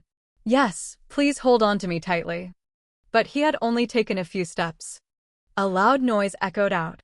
A large section of the roof above had collapsed, and pieces of wood fell from it. She clutched the knight's shoulder in alarm. This is bad. The building is collapsing. If we keep going like this, Ian might die. We have to find him quickly. Their voices echoed through the explosion. Young Master Ian. A flaming piece of stone fell right at John's feet. A fire erupted. The knight jumped to the side in surprise. He had to protect the young mistress's life. Are you still all right, young mistress? She nodded to reassure him. Yes, I'm still okay. The building is collapsing faster now. What if Ian isn't here? The path we just took is already blocked. Florine shouted anxiously, Hurry, John. He nodded in obedience. Yes. She closed her eyes and prayed, Please be nearby, Ian. Ian, young Master Ian. They finally found each other. Seeing him, Florine frantically called out to him. What are you doing just standing there? Come here quickly, let's get out. But Ian just looked at her coldly, showing no intention of leaving. Ian turned and walked back inside. Leave me alone. You two get out of here. She was stunned, unable to understand. Go. Ian said his last words to her. I've always been waiting for this to happen to me. I'm staying here. Ian. Florine remembered the events from the original story. Just seeing what happened today is enough to understand. I can't imagine how much Ian had to suffer alone all this time. Before, everyone looked down on Ian. I used to think that way too, but... She yelled out, trying to pull Ian from his despair. I will definitely not let you die. No way. If Ian doesn't go, I'm not going either. He turned back angrily and yelled at her. Are you crazy? I told you to get out. But Florine wouldn't listen. Ian, you get out too. Florine stared at him with pity. At a glance, Ian seems cold, but right now he's still worried about me. He's afraid we'll get hurt, so he's intentionally saying harsh things and putting up a thorny exterior. I've been in this situation myself, so I understand it well. Now that I know, how can I just leave you behind? Florine leaped through the flames. You idiot. This startled John to his core. Young mistress. She shouted, trying to reason with him. You have to live. Live to get revenge. Don't you have any self-respect? Florine grabbed Ian's arm. You have to live well and show those who bullied you. Why do you want to die when you've done nothing wrong? Ian's eyes gradually filled with tears. Live. I'm telling you, you have to live. Florine was also on the verge of tears. Behind those eyes, I can see everything clearly. If you die, how can I live happily? In the middle of the moving scene, she added another line that made Ian freeze. You're my husband, don't die. You have to live to be my husband. Let's get out of here quickly. What? She held onto his arm tightly. Besides, if I die this time, I'll be reincarnated as a dung beetle. Ian couldn't understand her. He muttered, What kind of unreasonable demand is that? Just as he spoke, a large piece of debris appeared above his head, falling down. It was heading straight for them. No. John's heart skipped a beat. He used all his strength to dash forward. Young mistress. Young Master Ian. At this rate, Ian will. Danger. Am I really dead? I can't hear anything but a ringing in my ears. If I open my eyes this time, will I see a dung beetle? I finally had a place to call home. If I was lucky, I could have become a person. But if I'm reborn as a dung beetle, can I go to Ripley to check if Ian is alive and then die again? Maybe in my next life, I won't be a dung beetle but something else. No, I don't want to die like this. Carasis was there. He snapped his fingers and muttered, Good grief, I have to dress the child. That voice. Carasis. Florine woke up with a start from the terrible dream. You're finally awake. He reached out to comfort her. You were scared, but you still persevered. She couldn't believe her eyes and wanted to confirm. Is it really Carasis? He gently stroked her head and praised her. Very commendable. This hand isn't a dream. So what does this mean? Florine had so many questions in her head. How am I still alive? Looking at Carasis, Florine guessed, could it be that Carasis came to save me just before I was crushed by that thing? Thinking of that, she immediately rushed to hug him, then asked with a mix of shyness and emotion, What took you so long to come back? He smiled faintly, let out a sigh, and wondered to himself, So this is what it's like to arrive instantly via teleportation? You've turned something terrifying into something beautiful. Well done. She asked naively, something beautiful? Then she wondered, looking around. What is this? Why am I sitting in a pile of flowers? As if reading her mind, Carasis answered immediately, You did that. She asked in amazement, Me? But how? The mirror suddenly reappeared. He calmly suggested, Check for yourself. Hearing that, she thought with some suspicion, Did I turn into a dung beetle? While Florine was still surprised by her current appearance in the mirror, Carasis cheerfully congratulated her. Congratulations, you've grown a little. As soon as he said that, she immediately noticed something different and thought in astonishment, What is this? Where's the civet? Why have I turned into a person? Seeing this, Carasis couldn't help but chuckle and ask, Are you that surprised? She immediately turned around and confirmed with a flustered frown of course. I've become like this now. Then she turned back to look at herself in the mirror, thinking in disbelief, My hands can move freely. Have I really become a person? Just then, someone suddenly called out, Florine, my dear. She quickly turned her head and replied, Lady Anana. The Duchess asked in disbelief, Oh my goodness, is it really Florine? She smiled brightly and replied, Yes, I've become a person. I even made flowers appear. The fire disappeared and turned into flowers. The Duchess bowed slightly and exclaimed with a happy smile, So you used the fire to turn it into flowers? Florine asked blankly, Turned into. The Duchess immediately confirmed, Only a high mage can do this. It proves that your biological parents were mages. Florine quickly covered her mouth, her eyes wide with shock. I have that kind of power? Then she thought with a start, Me? How's that possible? Lady Anana smiled kindly and confirmed, Yes, and your pronunciation has become clearer. Florine was surprised and noted, You're right, just as you said. Suddenly, she heard someone approaching to congratulate her. Congratulations, young mistress. You've finally succeeded in becoming human. This made her think, that voice. Then she called out in surprise, John. John, are you okay? Are you hurt anywhere? He quickly knelt down and replied with a laugh. Thanks to you, young mistress, I'm not hurt at all. Please don't worry. She rushed over to hug him and declared firmly, Thank you, John, for risking your life for me. From now on, John is my best friend and my most trusted knight. He smiled happily and replied, It's my honor. I was just fulfilling my duty as a knight. Hearing that, she thought with emotion. Even so, how many people can sacrifice themselves in a moment of crisis? John's sense of responsibility is truly amazing.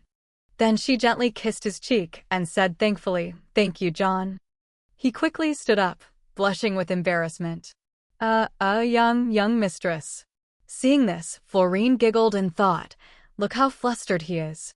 Just then, Carasis suddenly questioned her sulkily. I'm the one who saved your life. The compensation isn't fair at all. As the young mistress, you must reward fairly. Hearing this, Florine was stunned. She thought, Is he asking me to kiss him? Kiss Carasis Riplian, who's famous all over the world. Well, he did save my life. She quickly looked up and said with some reluctance, Put me down. I can't do it in this position.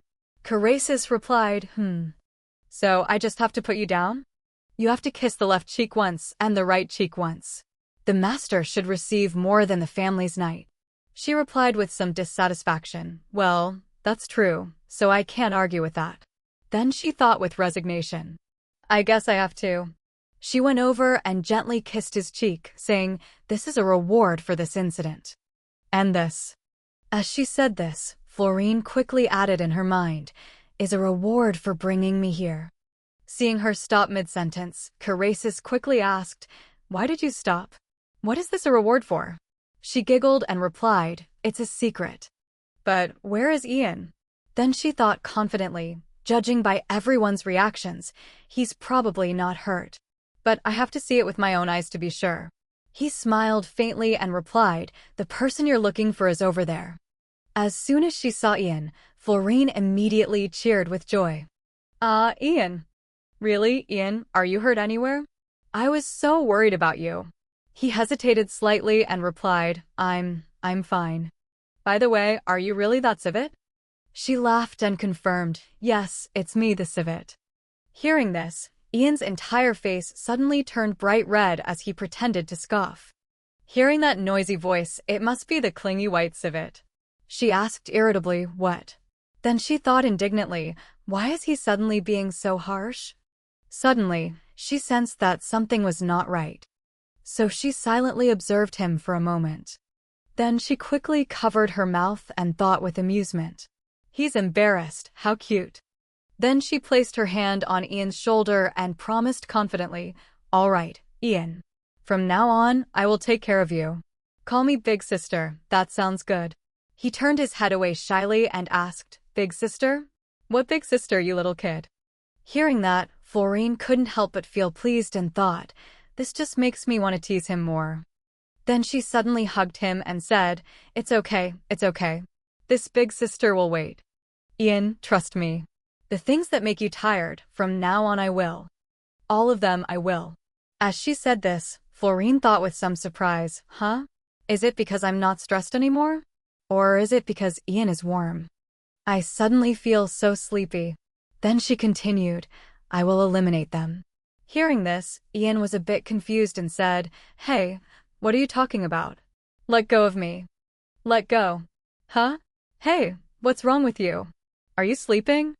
Seeing this, Lady Anana said with surprise, "Oh my, it seems the little one is very tired."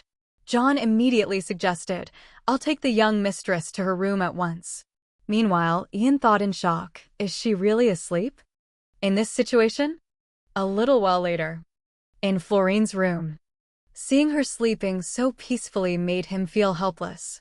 He said, seriously, she's sleeping so soundly. Then he thought, why do I have to be here? Whose fault is this? Is it okay now?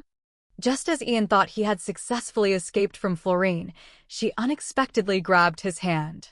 She frowned slightly and pleaded, Ian, please don't go. Hearing her say that in her sleep, he thought with doubt, it's just a trivial matter, but I can't seem to refuse her. Ian was forced to sit seriously in the chair next to Florine, because even in her sleep, she held his hand tightly. Ian looked at the sleeping Florine and muttered to himself, so she can turn things into flowers? What a fitting ability for you. There was a passage like this in a novel I once read. A flower, though small and delicate, with a lovely and colorful appearance. Ian suddenly remembered Florine's fierce look when she was protecting others. You have to live well and show those who bullied you. You did nothing wrong, so why do you want to die? But she was strong enough to overcome any adversity. Back then, I didn't understand how something small and weak could be called strong. But seeing you now, perhaps I understand. They say that albino beastmen turn human when their lives are threatened. You were so scared, yet you still ran to my side. I always said I hated you, yet you were genuinely worried about me. That touched my heart. Florine's actions had moved Ian. Come here, we're friends. Let me give you a hug. At that time, since they weren't officially acquainted, Ian had resisted. Why should I? But I had no choice but to refuse you. If I hadn't, I felt like I would be swallowed by your light. Unlike you, who deserves to be loved by everyone, I am someone who can only stay in the darkness. But you defied everything to pull me out of that darkness. Let me tell you another secret. Actually, at that time, when I was with you, I saw the gunpowder scattered on the floor. Even though I saw it, I ignored it because I didn't care who died. Even if I were to die myself, there was nothing to be afraid of. It's true, I didn't feel anything at all. Every morning when I woke up, I would hear people whispering that my father was a lowly mercenary. The thing they brought me and called a meal always had worms squirming inside. If I resisted, they would bring another person to join them the next day. Everything was annoying and hateful. That's why I wanted to die there. But Florine's desperate scream at that moment stopped Ian in his tracks. No. You're my husband, don't die. You have to live to be my husband. Let's get out of here quickly. Ian was secretly grateful to Florine from the bottom of his heart. You saved my life. Just then, Florine showed signs of waking up. Ian continued to look at her and whisper at a volume only he could hear. When you grow up, you'll forget everything that happened today. But I will not forget. For that reason, I will definitely work hard to be by your side. I will wait for the day you place a kiss on my lips. I don't know if it was an illusion, but a small hand was punching hard against a glass wall. Along with it came a desperate scream, I don't want to. Let me out. Don't lock me in this prison. It was Yuri. It seemed he saw something that made him stop screaming. A woman appeared with a harsh voice. I want to pray this morning. What is all this about? You know that yelling here is useless, don't you? Yuri said urgently, just release me to the sea, and I'll live peacefully on my own. So, please let me out of here. That woman was the queen of the magic kingdom. She frowned in annoyance and replied, where did you hear that a shark beast man needs the power of the sea to grow? And so, what if you know? Do you think I'll let that happen? If the royal family had the concept of illegitimate children, you might be freer now. Because then, you wouldn't have the right to compete for the throne. However, according to the empire's current laws, all royal bloodlines have the right of succession. For that reason, the prince cannot fully mature until my son is born. If you want to blame someone, go blame your mother for daring to covet something that wasn't hers. Oh wait, that mother of yours is dead, so she can't hear you anyway. The queen of the magic kingdom used insulting words about Yuri's mother, making him extremely furious. He didn't hesitate to shout in her face, ridiculous. I know very well that when I was born, you weren't even engaged to my father. You pretend to be kind in front of everyone, but it's just to monitor me. You're afraid I'll steal the succession that should belong to your child, a child you've never even had. Naturally, such words were enough to anger her. Shut your mouth. So what? The fact that that woman dared to get pregnant with the emperor's child and run away will never change. Hearing this, Yuri, though still very angry, calmed himself down, knowing it was useless to talk to her. The queen of the magic kingdom reminded Yuri, so it's better to give up that foolish hope and stop causing trouble, because you will never escape from this place. After saying that, she turned and left. Yuri was left alone in the large water tank with a look of sorrow and sadness. He remained motionless in one spot. There was nothing more he could do. At the main mansion of the Ripley family head. After a long sleep, Florine finally woke up. I'm so tired. I don't want to open my eyes at all. I feel like I've turned into pancake batter. It's so warm. I have to enjoy this until Linda wakes me up. While Florine was basking in happiness, Ian's excited voice suddenly rang out. Florine's eyes shot open in alarm. That's not Linda's voice. It's not the nanny's either. Could it be? As soon as she looked up, Ian's face was just inches away. Did you sleep well? Florine was so scared she jumped up. Why is Ian here? No, wait. Why is my line of sight so low? Wow, as expected. I've turned back into a civet. I somehow managed to turn human. Why am I a civet again? Seeing Florine so dejected, Ian spoke up. Haha, are you shocked? It's okay. You've turned human once, you can do it a second time. Stop crying. You have to be cool now so you can go get your reward. Florine stopped sniffling. Reward? Ian smiled and said, that's right. After such a big incident yesterday, the family head will give you a handsome reward. Florine realized, that's right. I even defused a bomb yesterday. A lot of things happened. Ian startled her with his incredibly gentle tone. So, don't be upset. Florine's head was spinning. I know a lot of things happened. But why am I more shocked today than yesterday? Was he always like this?